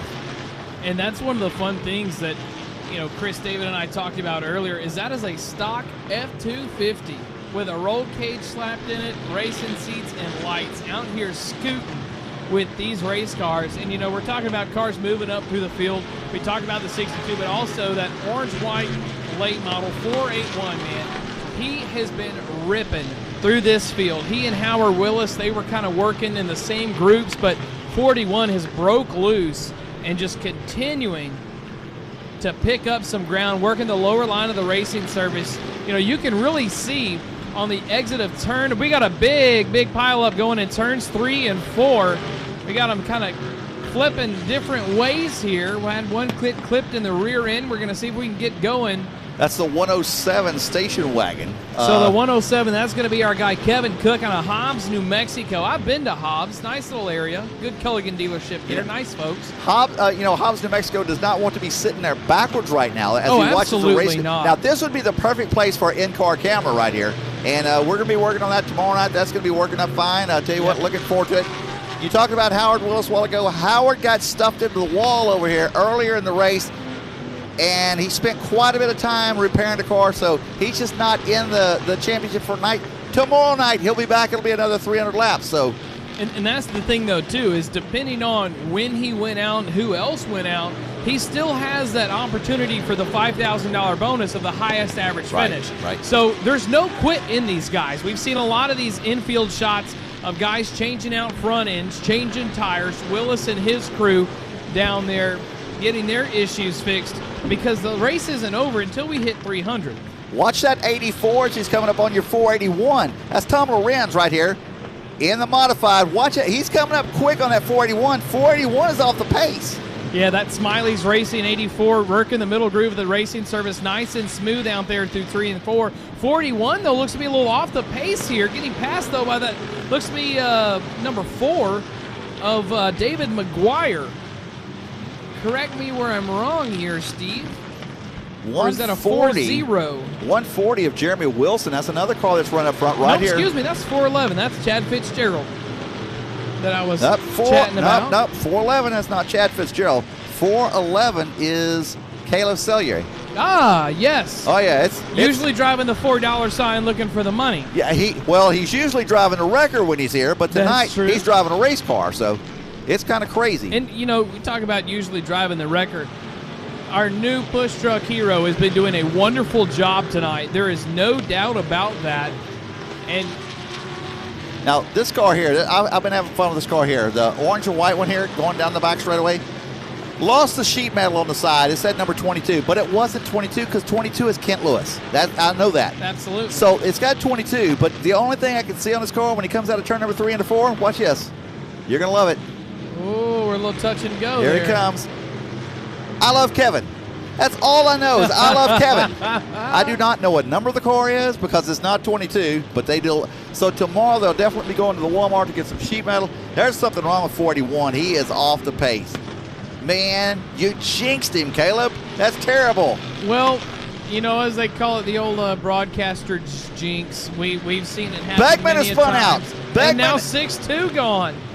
Car number 62, Beckman has spun out on the back straightaway. I think he got involved with a 38 car because 38 was right over there in the same area. Correct. Yes, that's right. Now, Beckman has been in the front straightaway wall once already tonight, and when he did, there was sparks coming off the front end of that thing like crazy. It never affected him. But if you'll notice, there's sheet metal all the way around his tires. His bumpers go all the way out as far as possible. And, you know, I can tell you, we're talking about a lot of these guys working on front ends and things. Driving out to go check some camera connectivity things. We got some debris there in turn 3 right there in the middle of the groove. We don't worry about that kind of stuff. That's silly stuff. That's true. You got to remember, though, Steve, this is my first Lone Star 600, so yeah. It's a little bit of an adjustment for me, but there's a, as they say, character. There's a little bit of character out there on the backstretch, and you can see it on the exit of turn number 4. There's actually, if you look, there's a little bit of a berm kind of building right there on the exit of, right there where that group is. It's kind of started to build up a little berm. We're only able to get about 2 cars wide in the smooth, and then we're hitting the character. Watch this 71 car. I don't think he has a shock on the right rear. The rear end is just rolling around everywhere on it. The 71 car, I've been watching the last several laps. I know the rear end's supposed to roll around, but I think he's going a little bit further than normal. A little bit further than what you may want to. Yeah, that's Rice, and I believe he's out of Arkansas. Let's see. Boone, Arkansas. Here it comes. Watch this as he comes out of here. Watch the rear end. It's just, it don't look right. I don't know. Something's broke on the 71 car. But the cool thing is after tonight's over with, he's got all day tomorrow to fix the car. That's the beauty of this here. Yeah, and Luke Johnson, Horton, Alabama, is 14 through turns 1 and 2. Had himself a good 3-wide run there on the exit of 3 and 4, and he took off like a shot once he hit that front stretch. So he's another one of our guys. So here's the problem. That's not Luke Johnson. Well, that's number 14. No. That is 14. That's 14. Luke Johnson is 014. Luke Johnson's 014. Oh, that's Rich Denman, our guy from Paso Robles, California. I'm telling you, it's confusing up here. But you don't know how much I appreciate you just being up here with me to give me a break, man. But it's a blast to call this race here, but there's just so much action all over the track. It's just absolute nuts. And, we had one get a little airborne there as he kind of went around Look at the door on the 171 car. Hanging open. Now, That's- this is the in-car camera view. That's what y'all need for Race on Texas. Put the in-car camera view. You can see the driver as he's driving the number 171 car going down the back straightaway.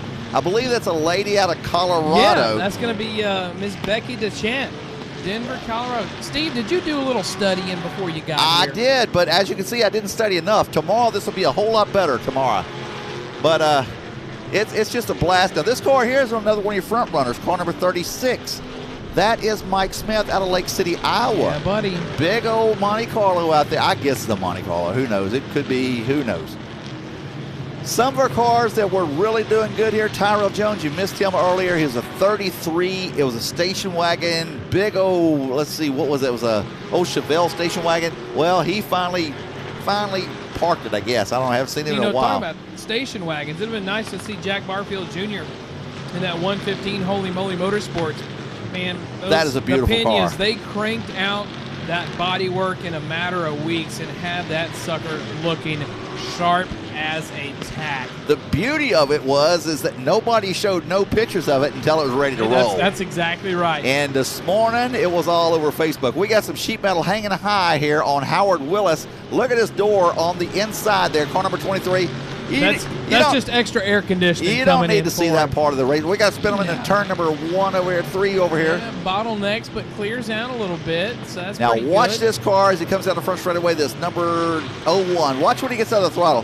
I mean, he lights up the sky. He does. That I think he's got 180-degree headers where they come up and over and out. I can't tell. I'm not outside, so it's kind of hard to tell.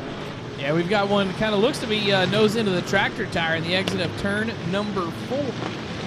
Speaking of nose into the tractor tire, I have not sure if seen. he's able to get out. I have not seen Muzel in quite a while in No, car number Bill- 15. Billy's parked it. He and old Hot Hot Carl. Carl. Hot Carl's car looked like it was jacked up pretty hard in the rear end there.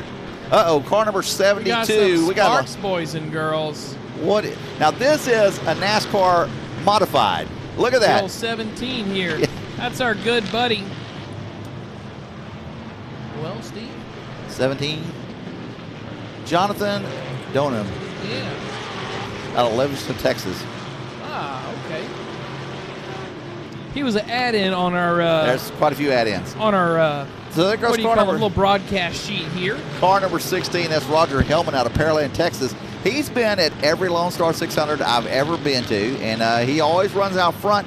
Tonight he's just kind of back. Oh, we got a red flag on the track. And yeah, I think we're going I to throw that think red for that turn turn four, 4 issue. yeah. That way we can get him out of the groove. Yeah. Good safety call right there. All right, so let's look to see what we got on the front straightaway. The 188 car. Hold on, we got to do some business here. Let's do some business, Steve. Anybody to lap 250? All right. Oh, just hold them right there. 250. Okay, we got 23. 23, 14, 36, 851, 62, 84, 140, 101. Okay. Well, you know what? Let's challenge him, Steve. What about lap 260? Yeah. You know what? Let's go backwards. 255. 259. 851 is at 259. How about that? Let's see who's close. What do we got? 258? 257. 256. 255. All right. A few Wow. on 255. So hold on, 255. Who all It's got going to be there? 62, 84, and 140. 62, 84, and 140. Okay. That's good. That's good. And our Mesquite, Texas, Tim Klotch is our front runner right now at lap 259. Wait. That's wrong.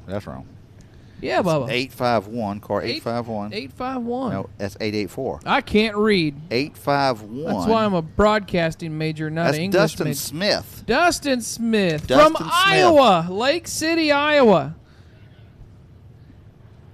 All right, 62 is Andy Beckman at 255.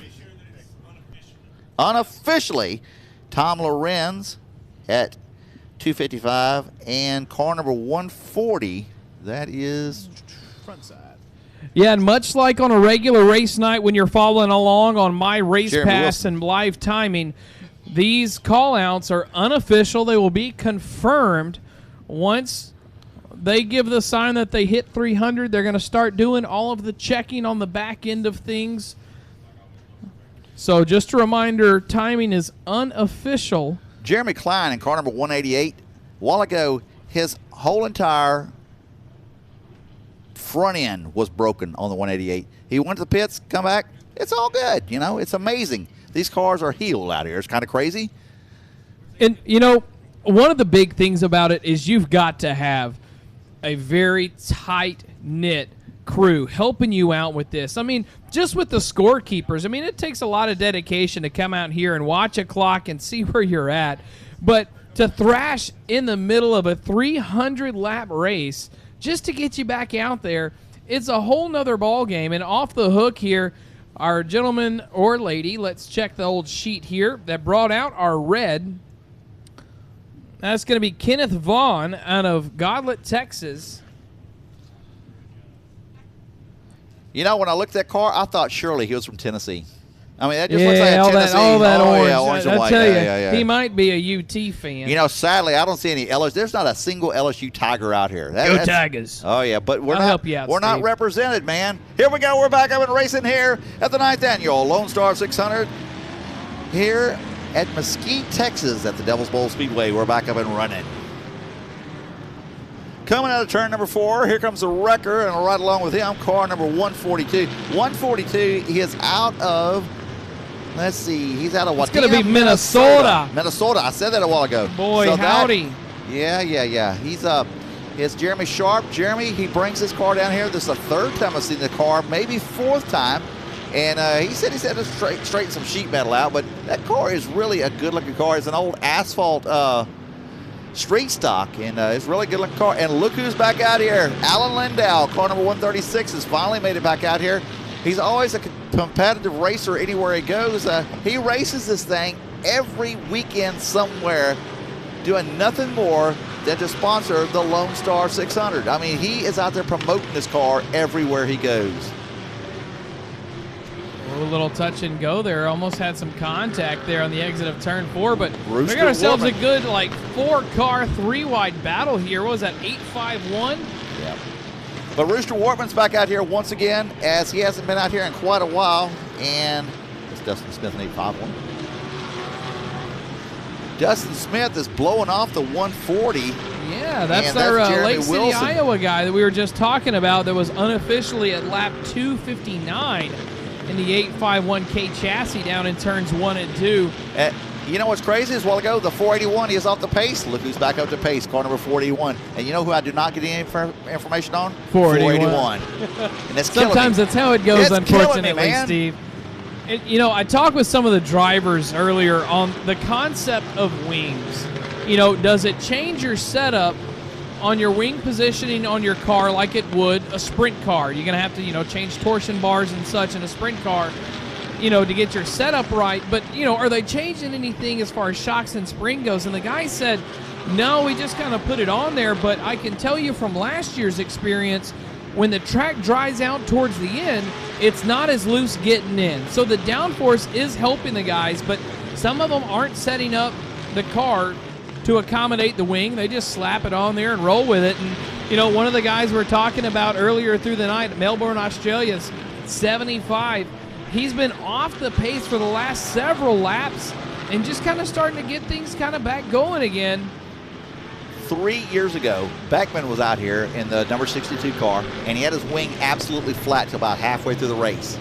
And then all of a sudden, it cranked up. Just He put in a buddy. He had an in-car adjuster, and I mean, the car took back off. I wonder what sprint car friend he borrowed that one from, because those aren't too cheap. It didn't matter, because the following year, you could have a wing. It could be adjustable. It just could not be adjustable from inside the cockpit. Oh, They're trying to keep that. It's just part of trying to keep the races down, you know. So that's. I mean, it's not that big of a deal to build something like that. You can build it, but it's one of those things that you don't need. Oh, you know? we got a little tap here. Oh, Looks and that's we right got- in front of Tom Lorenz. Lorenz is going to the infield. Oh, man, Lorenz was trying to come to the infield and clip the, can't make out that number on turn. There he That's goes. He's gonna pull 38, to I the believe. infield. 38. 3-8. That's going to be old Charles King out of Florida. This is the first time Tom Lorenz has been to the pit area that I know of. You know, he stopped at halfway to get some fuel or water or whatever he needed, and now, man, this is a tough break for Tom Lorenz. Smiley's racing auto parts out there, and they got the front end going up, and they're not in a big hurry, so that's not good. We got the Race on Texas camera heading out over there. We're going to be able to get a close-in shot. That is really cool that Race on Texas is doing it. So they got it down there. They got the car jacked up, and they are looking to see what it is. And like I said, they are not in a big hurry working on this car because it might be bad for Tom Lorenz. Right now they got the car jacked up. It looks like they're checking to see if the spindle is tight. I don't know. I'll tell you what, man, I feel like I'm standing here right there working over his shoulder. Just watch that. It is, you know, and that's kind of the hard thing to try to figure out. Red is out here on the 88. 188. 188. I tell you, they need to get some more vibrant duct tape a little bit. You got that right. That's got to flip the card here. Jerome Klein, Brooklyn, Iowa. He's the one that early in the race had a broken upper A-arm. Okay, so what do we got here? We're going to go back to Lorenz here in the infield real quick. Tom Lorenz, one of your current leaders. He's out there in the infield in car number 84. We've got the Race on Texas cameras up there getting in close up. It looks like maybe the tie rod ends. They're setting that, trying to reset that. So they are trying. Now, this is the first time Lorenz has been off the track all night that I know of. And they got the big channel locks out there. Ooh, we got a close-in shot. Now, it might be a tie rod end. Could be a tie rod. At one point, it looked kind of like they were, like you said, checking the spindle or the ball joint. But now on this separate angle, they're off the car looking for is parts. This that an announcer can stand here in the air-conditioned press box and watch as they put fuel in the 84 car while Tom Lorenz is sitting there inside the car.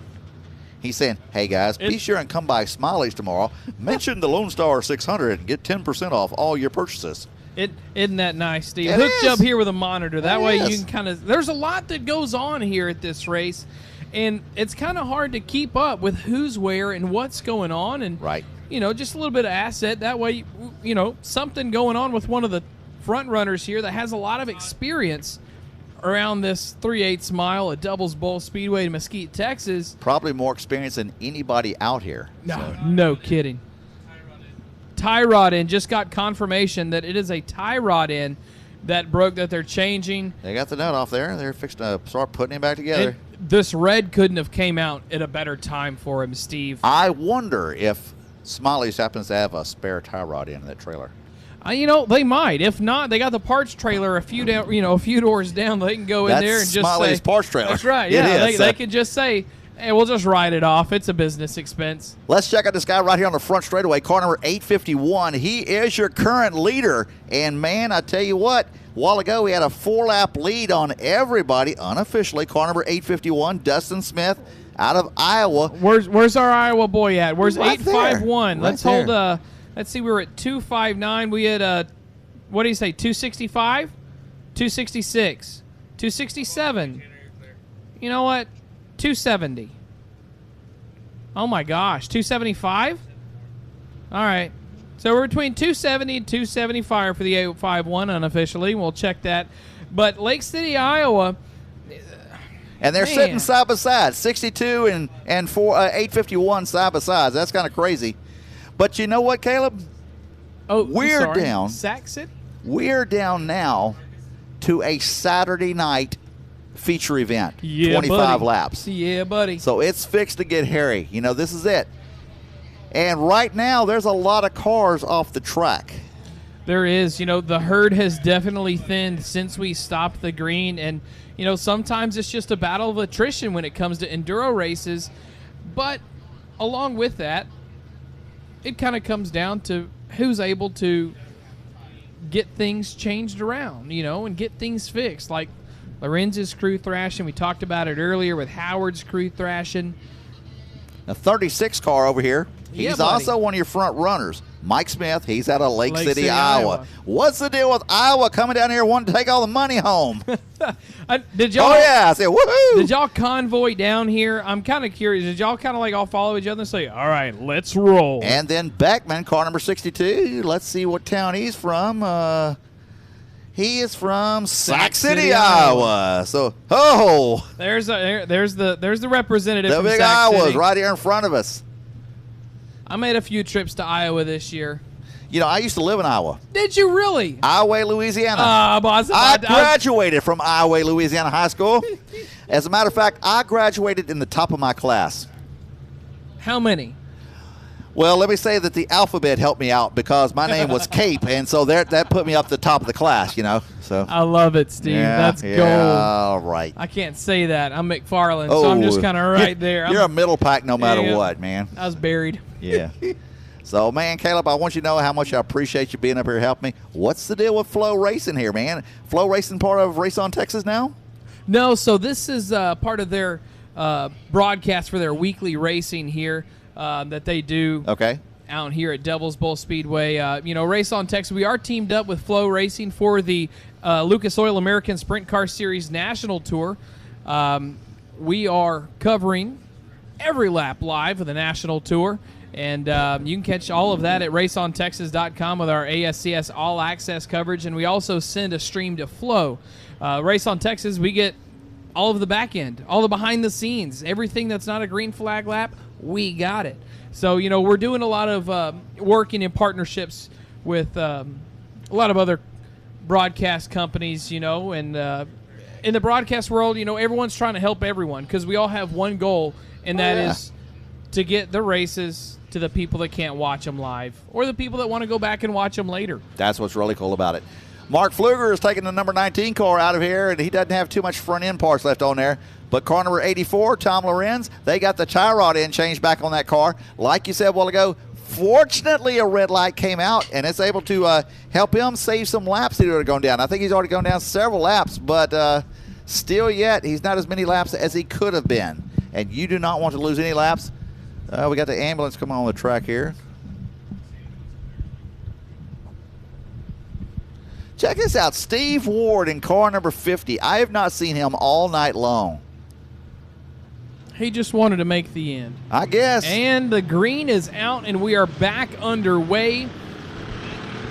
All right, here we go. Andy Beckman, car number 62B, goes down the front straightaway, off into turn number 1 and 2. He's carrying the mail as he goes around there. He's trying to catch up. Oh, we got a car stopped right in front of him. That is car number 319. Yeah, Beckman, he took that top-down diamond move to really adjust for that 319 sitting there. I know, guys. Maybe it's not 319. All right, so car number 140 goes by us. He has been one of your... It's going to be Jeremy Allen, Humboldt, Kansas. He's been Remember running up talking about front old Kansas, all buddy? night long. All night long he's there. So Kansas and Iowa. Tom Lorenz, car number 84, gets his car back out here racing finally. Now, car number 800, he had some problems earlier at night, back out here racing. He's our buddy from Arizona, He's from Arizona, man. How cool is that? I don't know how close that is to Winslow, but that's Corey Parent out of Apache Junction, Arizona. I just know one thing. That's a long drive from Arizona because there's not much to look at on the way from Arizona to this part of the state of Texas. And, a lot of it is, we got to say it. We thank these guys for making the trip all across the country and with our buddy from Melbourne, all across the world to be here to compete at the 9th Annual Lone Star 600 at Devil's Bowl Speedway. And then you got Dylan Alasko gets back out here racing his factory stock, car number 41 coming out of turn number 4. He's been in, been out, so who knows? It's just been kind of rough on him tonight. Rich Dimon going down the front straightaway in car number 14 out of California. He had a shot out of the cannon right there out of turn 4. That's Derek Wilson. That's what I was trying to find a while ago. I thought it was 319, 317. Wilson with a breakaway with Beckman as well. Holy moly, watch that 1117 going down the front straightaway. That front tire, there's no shock left. It's just doing this number here. 1117. That's when you know you're getting some crazy numbers. Sounds like drag race numbers. All right, let's see how our door's doing on car number 171. It's still hanging on there. there? Still hanging there. I tell you what, when that door falls off, that car's going to be about 80 pounds lighter because I don't think they've cut any of the metal bracing out on the inside of that door. Hey, that's extra weight. That's rollover weight right there. Help get that car rolled over in the corner and get extra drive. I love Kevin. I love Kevin. I love there, Kevin yeah. makes I love his way Kevin. on Yeah. by. We don't know the number of I love Kevin, but we're going to find out. We'll get that for sure tomorrow. And let's see what else we got going on. I tell you, it has been a busy This night is up one here of in the those office. races. It's hard to, Steve, you and I, we've talked about it a lot of times over the last several years that you've been behind the microphone for it, that there's a lot going on and it's hard to keep up with it. And now that I'm here and I'm able to kind of jump behind the mic and get to experience it with you a little bit, there's a lot going on. Yeah. There's no shortage of action. I mean, we got side-by-side battles all across the racing surface, 3 wide at times. And you missed And, the first Willis and 250 Beckman laps, right man. there again. Mark Warren in car number 29. He's always a tough competitor. Hadn't been out here the last 2 or 3 years, so it's good to have him back out here racing with us once again. All right, so we're definitely getting down to the closing laps of this race here, and we're going to have to start. Let's see, we're 2. It's close. Let's keep an eye out here on this 851. Yeah. Beckman there with Willis. Got to be close. We know Willis is several laps down. Now, if you'll notice down here in the grandstands, that's Heather down here in the pink hoodie. She's in contact with them to find out who's where. So she knows what's going on right now. Even though we don't know what's going on, she's down there watching the cars to see exactly what is going on. So, Steve, help me out here. We just had a driver scorer hold up their number. What does that mean? That means that you are at a 50 point. So like Okay. 50, 100. Okay, So I like it. that kind of helps us out. But right now, it's these people from Iowa right here in the front. So what we There's need to our be watching now. 851. There he goes. You need to watch the people right here in Tough front of to us. 'Cause find. When they start jumping up and down and hollering, I have a feeling we're going to know something's going on. Lake City, Iowa, Dustin Smith stretching his legs down the back straight into 3 and 4. And look at how much drive he's getting off the corner of this thing. And this isn't the first time he's run out front here. These guys, they run strong every time they come down here. They've got it together. Just tough luck for Willis, tough luck for Lorenz, our local drivers. Another one that went out early tonight was Paul White. I was really expecting Yes, Paul White to do a lot that better number than 1. And Paul always does quite well. Richie Robbins, his car caught on fire earlier tonight, and tough break for him. But then you got this Camaro, car number 00. That is, let's see, who is that? That is Colton Abshire. Colton's driving a car that might have been built in 83, 84, 85, but it's still out here. And look at this. We got a car spinning in turn number 2. Facing the wrong way down the old one-way street, takes the He's gone. exit. He's He gone says, to the I'm pit done. area. His fun meter's pegged out. I can tell you that. Yeah. And, that's the cool thing is you can have a car that's 25 years old out here and still racing. Oh, we got some mess on the back straightaway. Who's that breaking 881? He broke right in front of your leaders. 881, Steve. That's going to be old Bobby Jack from Zendaya, Texas. And he stopped right there, but he broke right in front of the 851 car. And that is Dustin Smith, who we believe is your unofficial leader by about 4 laps right now. So you never want to give up. Absolutely not. And that's kind of one of the things is these drivers, they don't know what lap they're on. No. They're just running. They're just running and running and running. Howard Willis was out here. He was running extremely well one year and ran out of fuel on the front straightaway.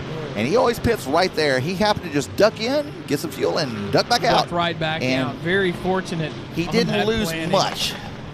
Rich Dimon gets way wide coming out of turn number 3, reels it back in and keeps it going. He's lapping cars like crazy, car number 14. Rich he'll race several different places. I tell you what, Rich has got a good following here. I was over there in the pit area. There must have been, I bet you I saw 50 number 14 hats over there. So these guys, they've got good following amongst one another. They follow one another on social media through Facebook and all that stuff. So it's really cool.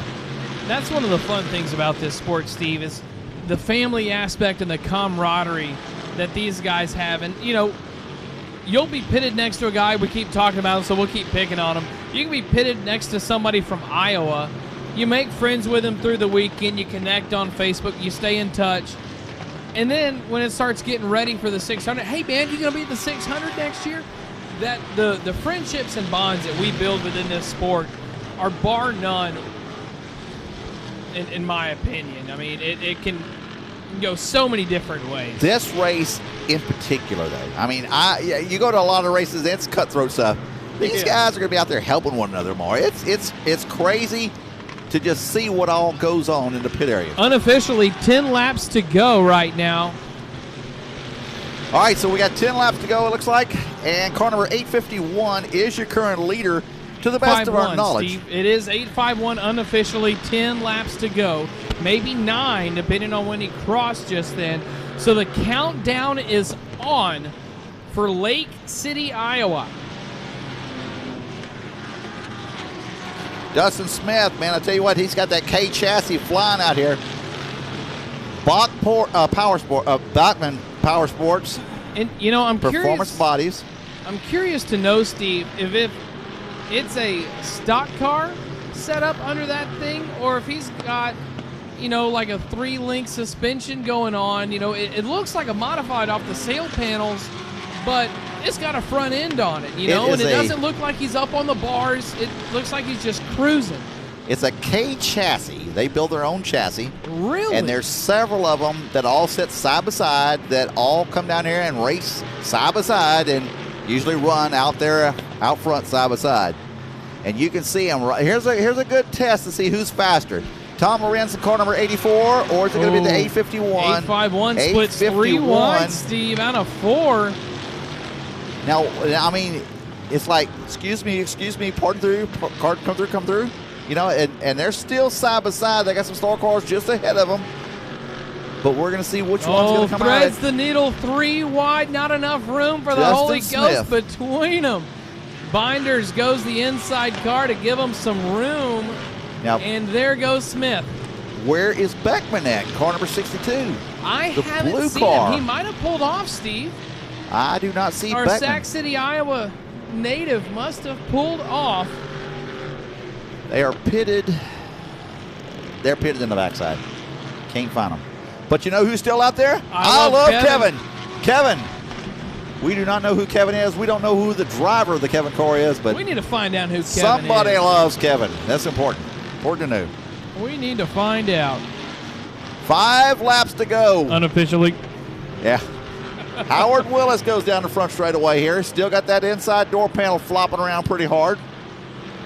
And, you know, I'm not going to lie, the anticipation and the excitement is kind of starting to build here through the tower, Steve.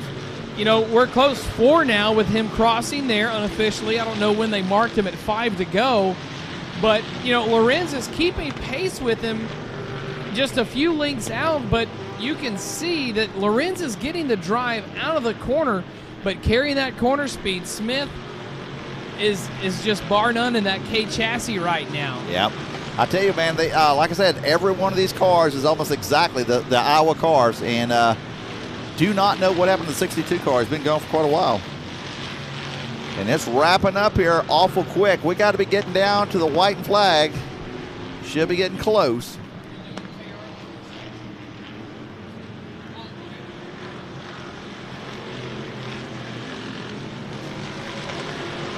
All right, so I tell you what, man, I appreciate Caleb McFarland coming up here and helping me out here at the Lone Star 600. It's always a great time up here, but it just makes it a whole lot better to have that second announcer working up here with me. He does a great job. He travels around the country working on sprint cars now. So we are getting down to the checkered flag is in Brad's hand. Checkered flag is up there. He's in the air. Car number 851, Dustin Smith. Checkered flag is flown. So we'll start wrapping them down. We will know officially in about 30 minutes who your top 10 were, who your top 25 were. We're going to find out who your top 50, your top factory stocks for the 50 were. Red's out. So now then, Caleb, I tell you what, heck of a race, wasn't it? Tony, do you have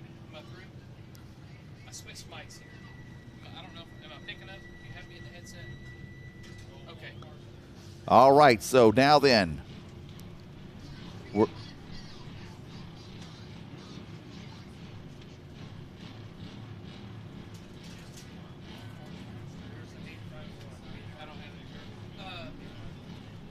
all right, all scores, hang tight, hang tight. We'll be giving you some instructions in just a second.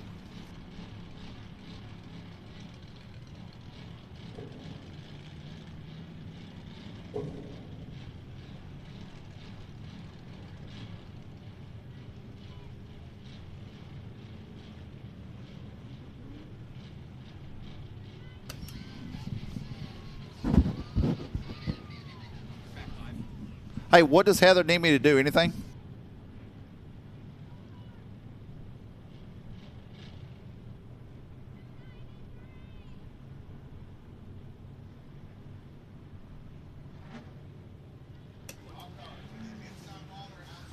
All right, so just hang tight until Heather gets your cards there. Once your cards are handed in. So a while ago, Tom Lorenz in car number 84 had a great run all night long and had a tie rod in, break on there. So you just want to talk about an $8 part, $10 part, tie rod in, car number 84. He was in it for the 10 grand to win. Here comes car number 851 back around to the front straightaway. Unofficially your winner, but not official.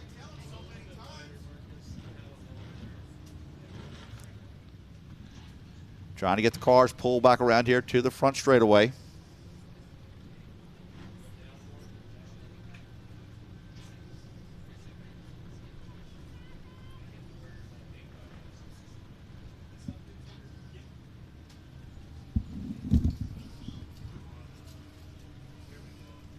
Got the in-car camera on Dustin Smith right now. Once again, he is your unofficial winner.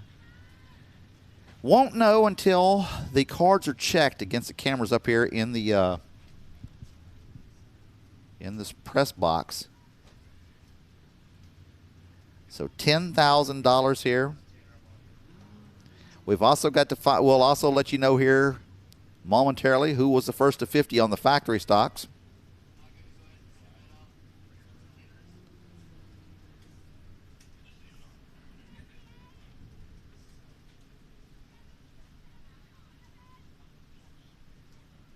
Ladies and gentlemen, we hope you've enjoyed tonight's racing action out here at the Devil's Bowl Speedway for the first half of the Lone Star 600. Don't forget, tomorrow night, we got the second half.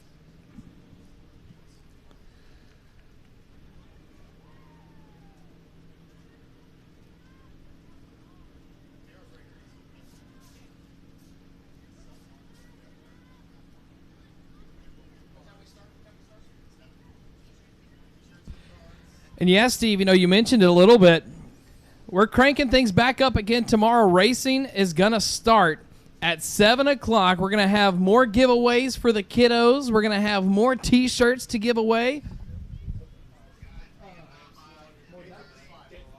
We're going to do more of the little ducks. So if your kids like the ducks, or if you have a Jeep and your kid wants to give you the duck for the Jeep, we'll have some more ducks down here for the kids drawing. Gates open at 5 p.m. here in the grandstands. Gate opens at 5 p.m. in the grandstands. In the pits, they are going to open up at, I'm going to go on a limb and say 1, 2 o'clock. Just show up, and if you get turned away, just wait a little bit. If they let you in and you buy a pit pass. They're going to clear the pits. Yes, sir. You can just come into pits. They're going to clear the pits. To see what's going on tomorrow in the pit area is absolutely nuts because there's so much stuff that's been tore up tonight that will be repaired tomorrow. It's absolutely crazy the amount of work that goes on here at the Lone Star 600. And, we talk about things being nuts. We talk about a lot of action and craziness on the racing service. But, folks, we got to ask you from the tower to the grandstands, did y'all have a great time here on night number 1 of the 9th annual Lone Star 600? That was a little lackluster. Y'all must be a little tired. I mean, geez, it's only 10:23. Where can you go and get 300 laps of racing and you're done by 10:30? I can tell you where. At the Lone Star 600. That's one lot of spot. tracks at 10:30. The hot laps are over with. Yeah, sometimes you get one of them weird little nights, but on behalf of Big Race Promotions, Race on Texas, all of the staff and crew here putting this event on this weekend, we want to thank each and every one of you for coming to spend your Friday night under the lights with us here at Devil's Bowl Speedway, and for everyone tuning in on the broadcast at raceontexas.com. Once again, things will get cranked back up tomorrow at 7 p.m. Grandstands will open at 5. And in this sport, we hear a lot of drivers say it when the victory lane speeches. The races wouldn't be as much without you, the fans. So we got a lot of grandstands in here. Let's pack the house tomorrow night. It is going to be a very big night because, a lot of it, Steve, is somebody might have got rubbed a little bit the wrong way by another guy. They remember the number. So we may see a little bad blood tomorrow night. You never know what you're going to get at the Lone Star 600. This is a cool, happy place, though. They really are. There's a lot of happy guys going on out here, and it's just a good place. Caleb, I'm going to run down here to the track real quick and try to find out some information on a couple of these drivers here. With it. And we're going to bring that microphone down there with it because I'm That's sure right. Brad's going to need it for something down there. Brad or Kevin Rogers, old Yeah. KR, is going to be handling our front stretch interviews here this evening. So bear with us just a little bit, ladies and gentlemen, here at the racetrack, and those of you tuning in online as we are right now checking all of the tape to make sure that we go from unofficial to official. So sit back, relax, bear with us, drink you another cold beer, ice cold beer right here, and we will be ready to go here momentarily. Thank you again for tuning in here in person. For those of you leaving the grandstands and for those that are tuning in online, don't lay your recliner back just yet to fall asleep to the late show. It's about 10:30 on a Friday night. Late show's coming on. Don't change the channel just yet because we're going to have some Victory Lane presentations here on night one of the 9th annual Lone Star 600.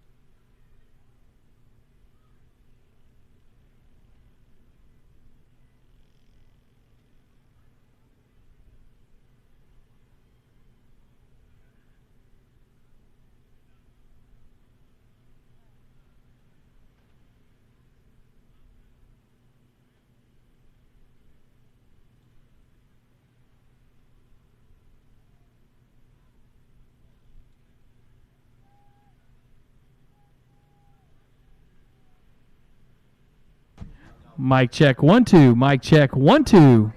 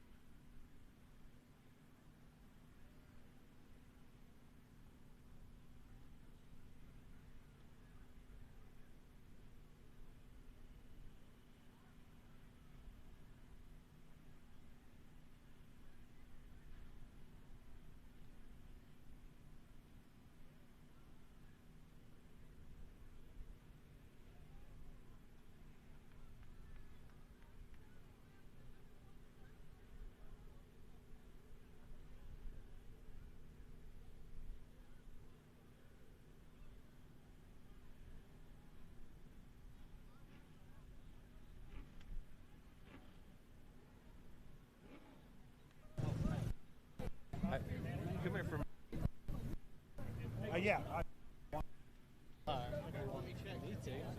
Alcohol-free facility. Stock car. I don't know what you're talking about, sir. Factory stock, how was it? You had to run kind of illegal.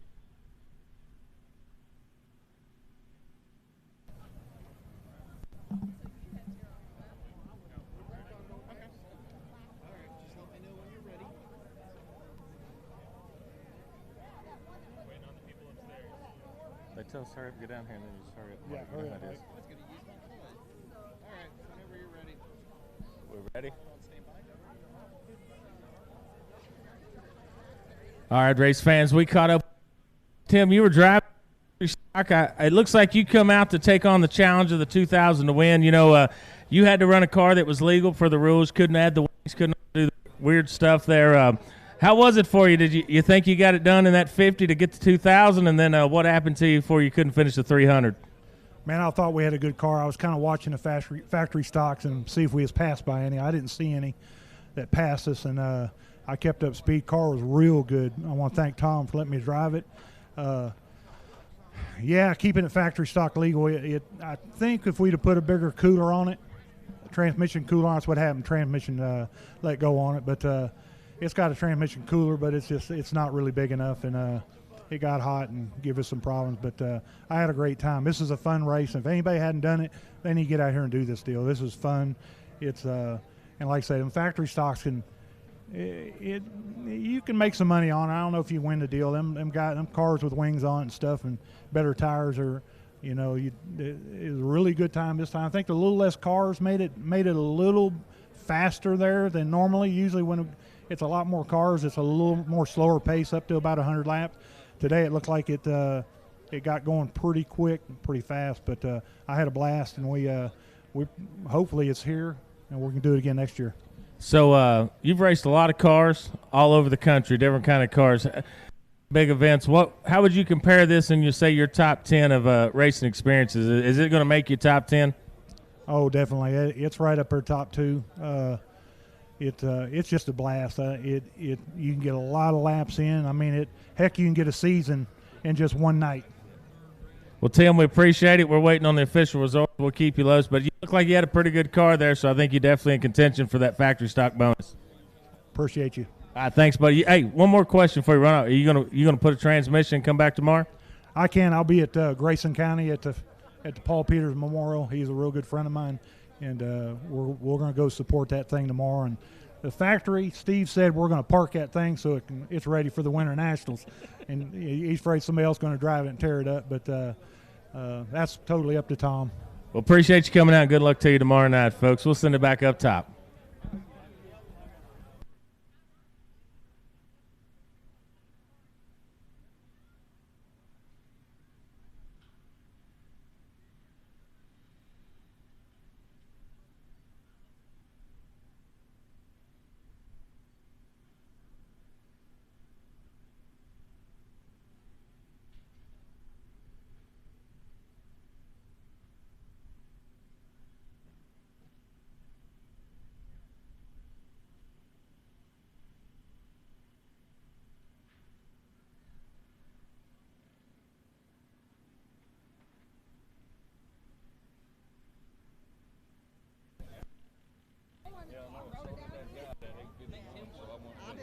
Are you posting?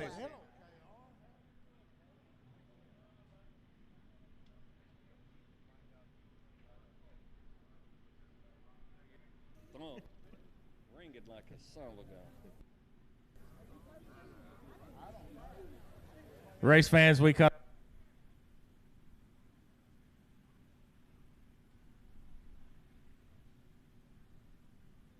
Well, it's definitely the most fun race that I run all year. I mean, you get to, like I said, in all the years past that I've run this thing, it's the most fun race to run with so many different cars. Yeah, you get to pass so many cars. And really, if you make all the right laps, you're up there around 300. You've run as many laps as you run in a year out here. So, and I tell you, these guys at the staff of this racetrack, and Jack and who? Brad. Brad. I just threw a blank. Sorry about that, Brad. all those guys, all your staff does such an awesome job putting this race on, and it's so much fun. I'm telling you, I can hardly hear myself talking.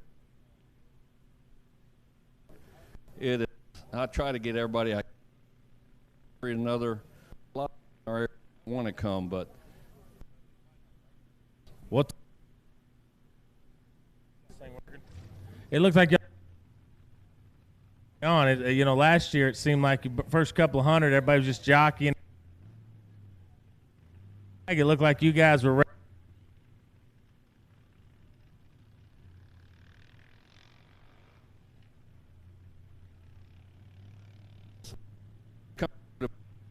I want to get in here today, but I drove back when I was down here, and I saw so many good race cars.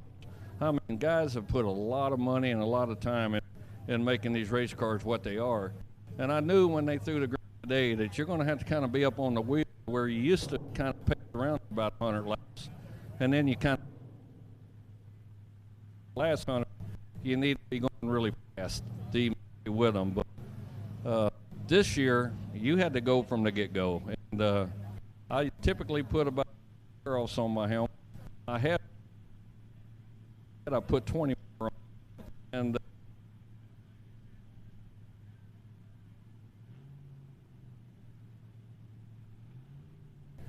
need them anymore. But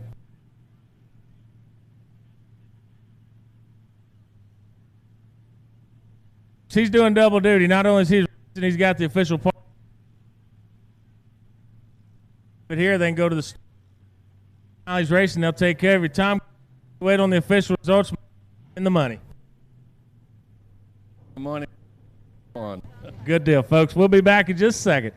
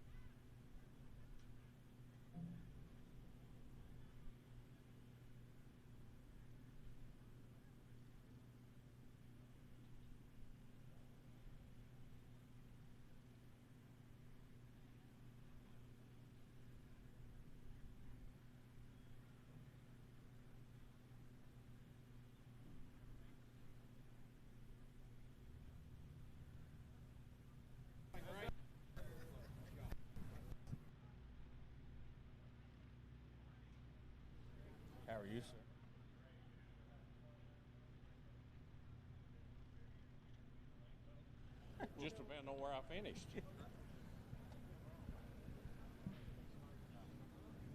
We caught up with Howard Willis. Howard, you've raced every kind of car you can imagine, man. I just asked you if you're having fun, and you said it depends on how you finish, but you had a good time tonight, didn't you? Yeah, we had a pretty good time. I got hung up in a wreck there when somebody was dodging a tire, but other than that, the night went pretty good, but messed the front end up and made it where it didn't want to drive real good, but we was good. I don't even know where we finished. We just kept passing cars.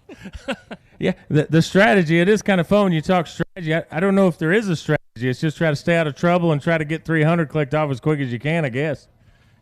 Yeah, probably the strategies, the first 100 just don't get nothing tore off, and then the next 100 you just got to figure out where you're at and who you're trying to pass and this and that, and then the last 100, if you got behind in the first 200, you better be hauling ass. Well, speaking of hauling ass, the racetrack was good. It looked like y'all kind of set a pretty quick pace from the get-go. How was it from the seat?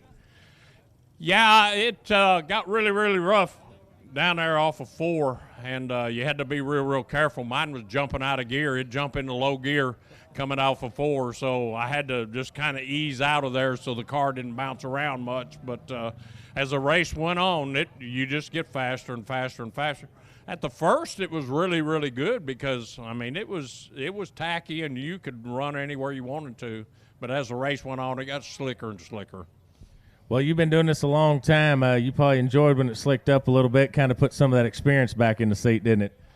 Yeah, some of the guys, they like the heavy stuff, and they was pretty sideways when we come off the corner. But as long as you can keep it straight and headed the right direction, and yeah, I like dry slick. Well, appreciate you being here. We're waiting on official results. Good luck to you. And what all do you got to do to get ready for tomorrow, I guess, before I let you go? We'll have to see what got bent up on the front end. Just change oil and put the left door back on. It got ripped off there somewhere. So, not many races you go to a one-night deal and got to do an oil change before you run again, is it? Well, really, what you got to do is you almost got to bring 2 trailers, one with the extra car in pieces in it, and then one with the car when you come. But we got motors, transmissions, rear ends, everything, just whatever it takes to fix it, we got it to do it. But it's almost like running a season on Friday night, and then you run another season on Saturday. Then you take the car home and you just park it for a year. Well, folks, Howard Willis, he come up from the Houston area. He come ready to win this thing, brought spare cars, spare motors, and looking forward to it. Appreciate you being here, and good luck to you tomorrow. Thank you. We'll send it back up top.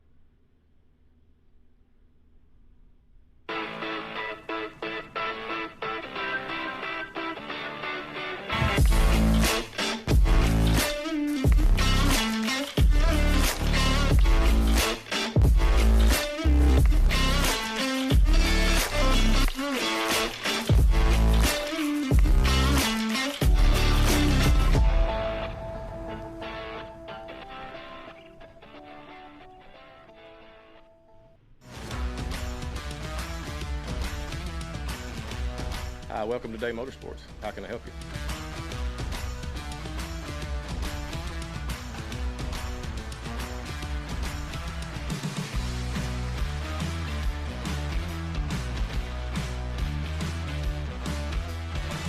Thank you for keeping Day Motorsports in business for over 50 years.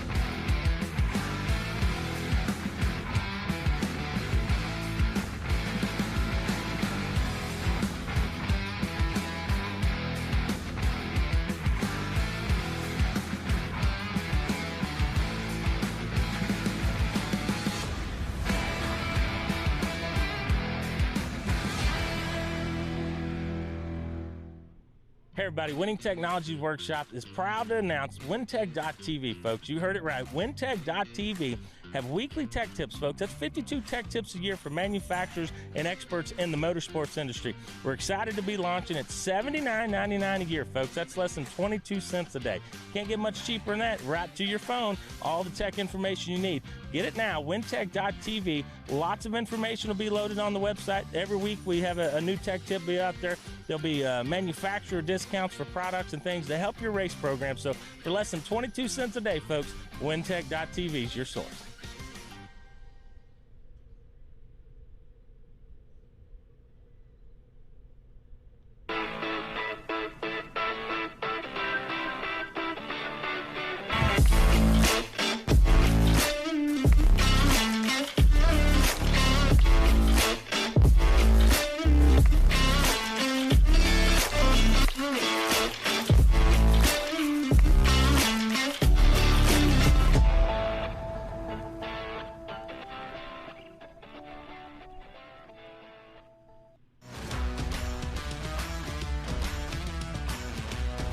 Welcome to Day Motorsports. How can I help you?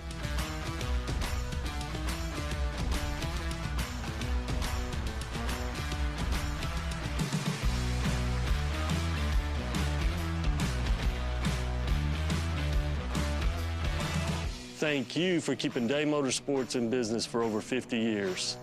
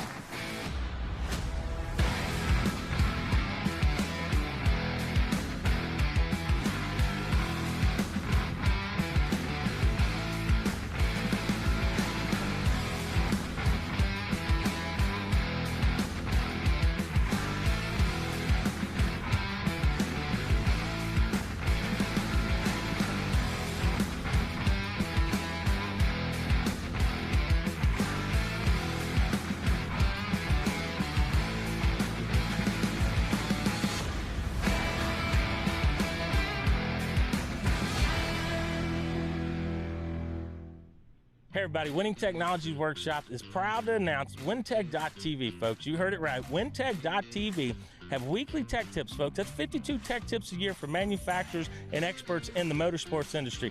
We're excited to be launching at $79.99 a year, folks. That's less than 22 cents a day. Can't get much cheaper than that. Right to your phone, all the tech information you need. Get it now, WinTech.tv. Lots of information will be loaded on the website. Every week we have a new tech tip be out there. There'll be manufacturer discounts for products and things to help your race program. So for less than 22 cents a day, folks, WinTech.tv is your source.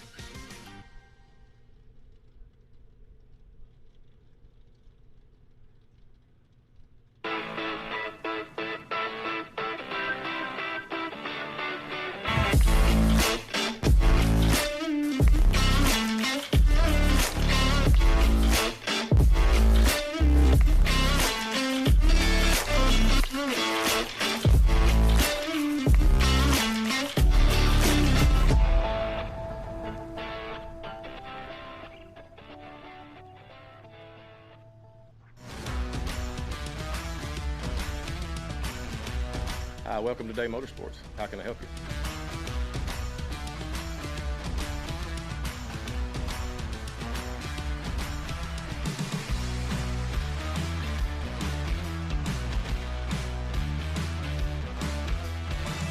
Thank you for keeping Day Motorsports in business for over 50 years.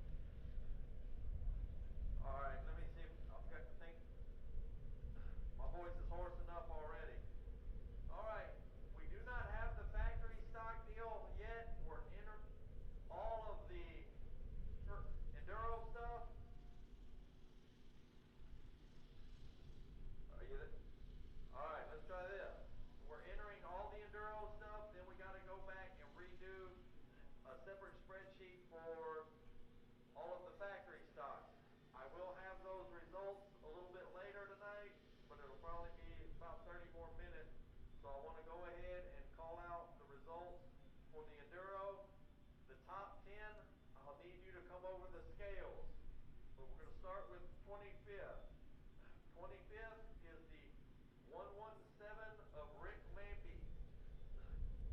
These are the paying positions. 24th is the 188 of Jerome Klein.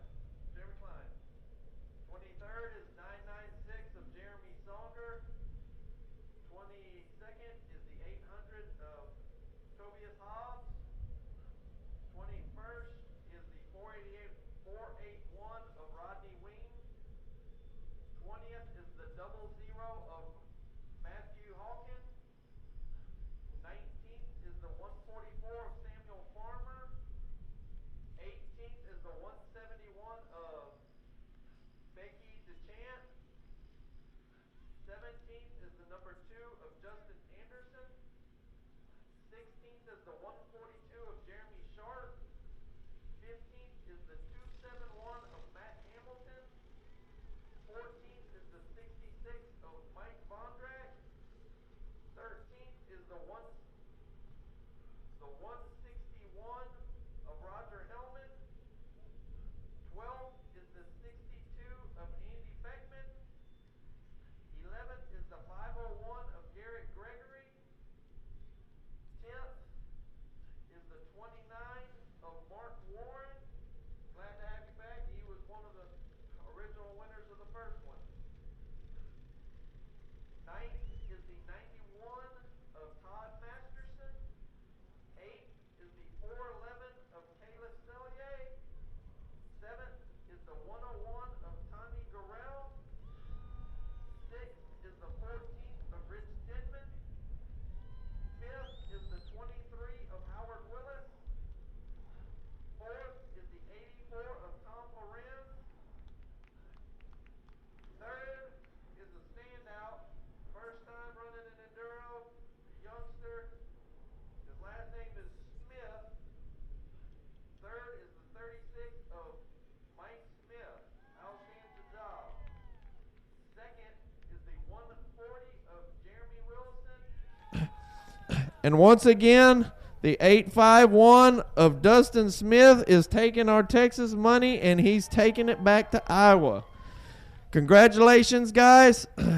I can't thank y'all enough. That was a phenomenal display of driving. Even the people that didn't make it on the front straightaway had a little bit of bad luck. You guys did a phenomenal job.